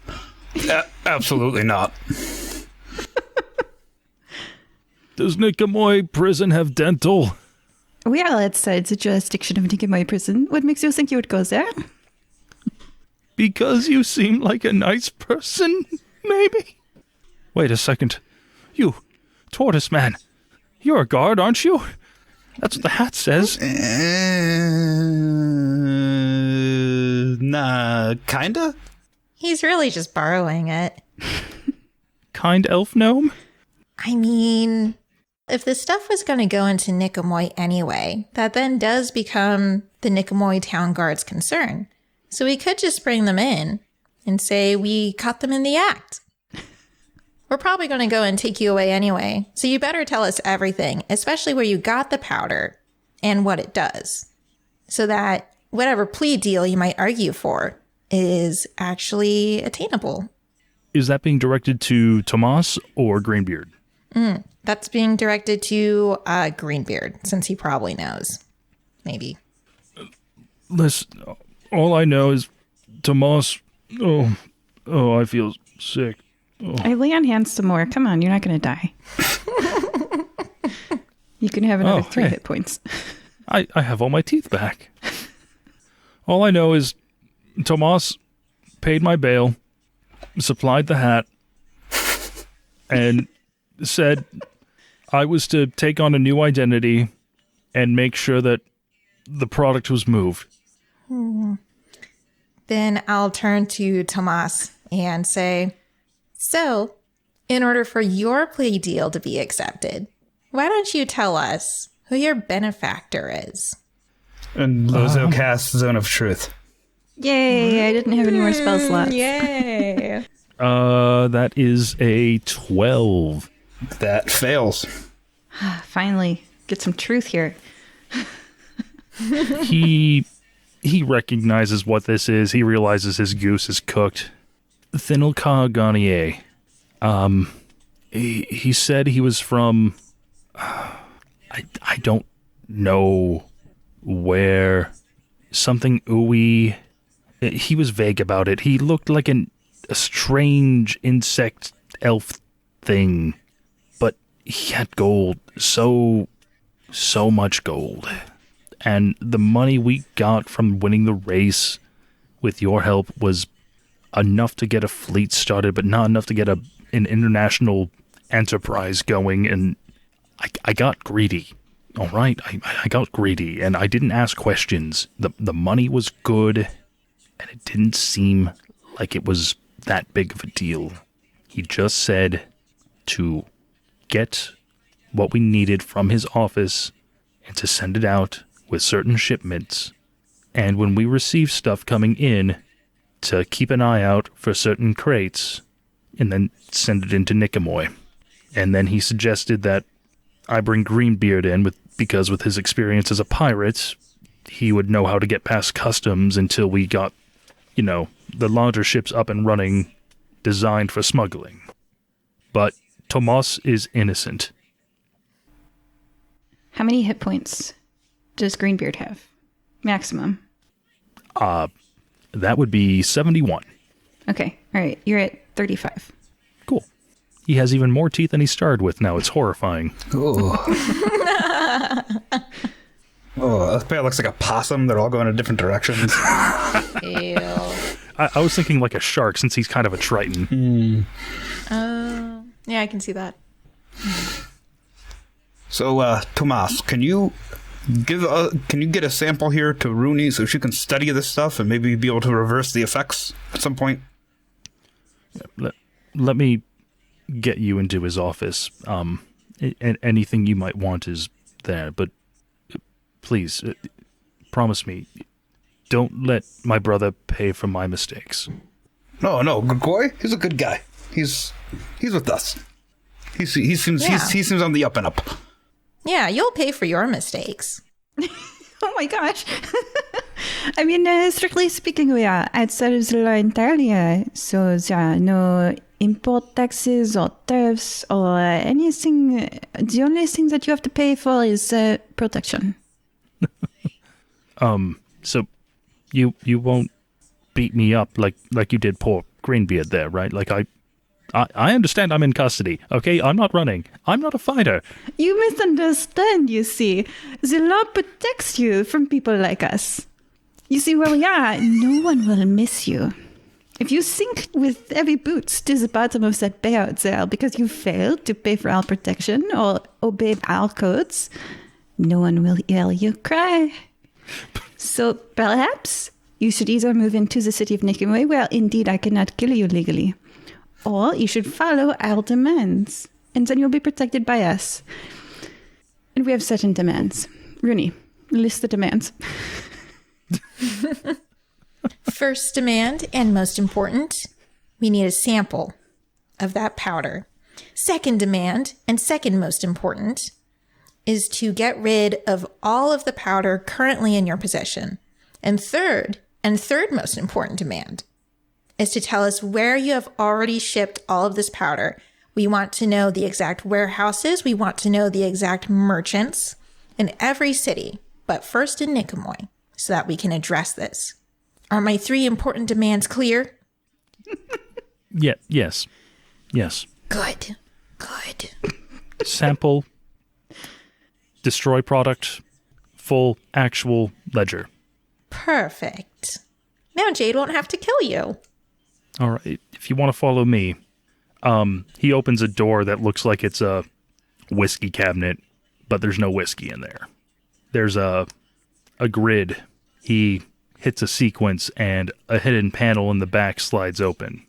He gestures for you to follow him, and inside, even though it's dimly lit, Jade, you recognize an emblem circle, along with a whole accoutrement of various curios and strange magical things. So, inside, aside from the sample that Runii so desperately needs, we find for Lozo. Do you want that hat, by the way? Oh, I was going to grab it on the way out. Okay. We'll say you grabbed it on the way up. Mm-hmm. That is a hat of disguise self. So, yeah. You also find a beautiful gem that radiates magical power. It is I'm going to mispronounce this first word, Ioun Stone of Reserve. How do you spell that? Ioun. Ioun. Well, somebody wanted that, apparently.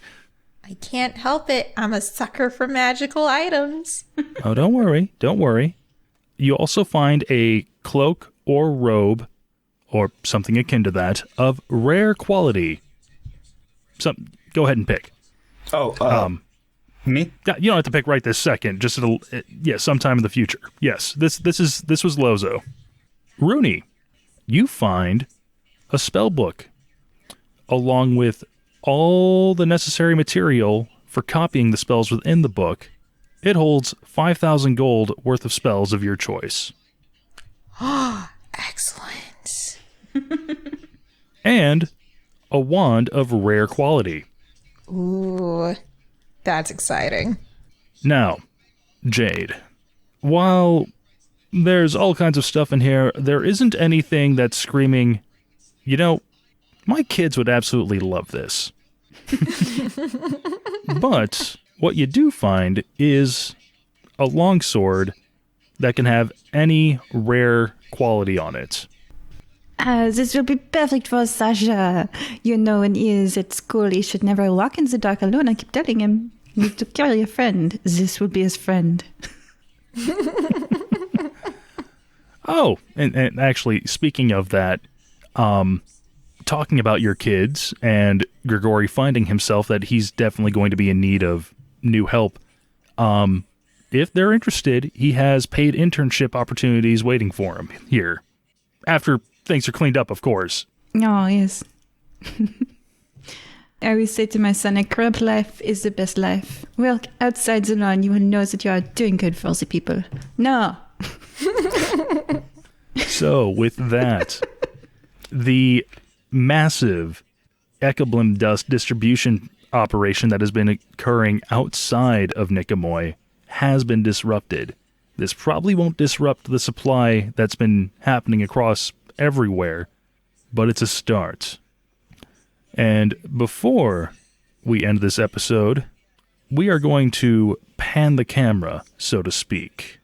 Paragati, in all his bright plumage, stands before a desk, with a large and comfortable-looking swivel chair turned away from him. Well, you are right. This new batch of kittens can certainly get the job done. But Dav Revoloni, are you sure that we shouldn't be taking some time to build up before we start making these moves? Oh, we've waited long enough. It's time to start this party. So, joining us today, we have Runii. I can't wait to get my hands on some of this powder. Lozo. This hat is very stylish. I'm going to enjoy this all the time. And Jade. I think I want to go back to Nicomoy. I don't know how to behave without the laws telling me how. All right, bye everyone. Hey everybody, we're Newbie Star Trek. Just a bunch of newbies who've never watched Star Trek before, watching all of the Next Generation one episode at a time. This was like the intergalactic Maury Povich show. Yes. Like, Lutan has a new wife. What do you have to say about this? Well, with that, I'm gonna fight her to the death. And then they stretch out, and then they do the old Scissor Me Timbers. This is an infamous scene. They're talking about this brawl. It's boy talk. And his says, Yeah. Find us at newbiestartrek.com. Or find us wherever you listen to your podcasts. Do you love film and television? Or are you looking for a show that covers these with a different perspective? Are you looking for a show that covers a cult classic old and new and talks to the people who help make the shows and films that we all keep so close to our heart? Look no further than the Literary License Podcast, where we delve deep into all types of genres. We explore the books and compare them to their screen counterparts. We also dive deep into Dark Shadows, bringing aboard cast, crews, and lovers of the show. Our multinational team discuss classics from the 1920s up to modern films and enjoy discussing what we love the most. You can find us on www.llpodcast.com, and when you do, don't forget to subscribe to our monthly newsletter where you can keep abreast of what's coming your way each month. Give a listen to the Literary License Podcast, where we cover books to screen and everything in between.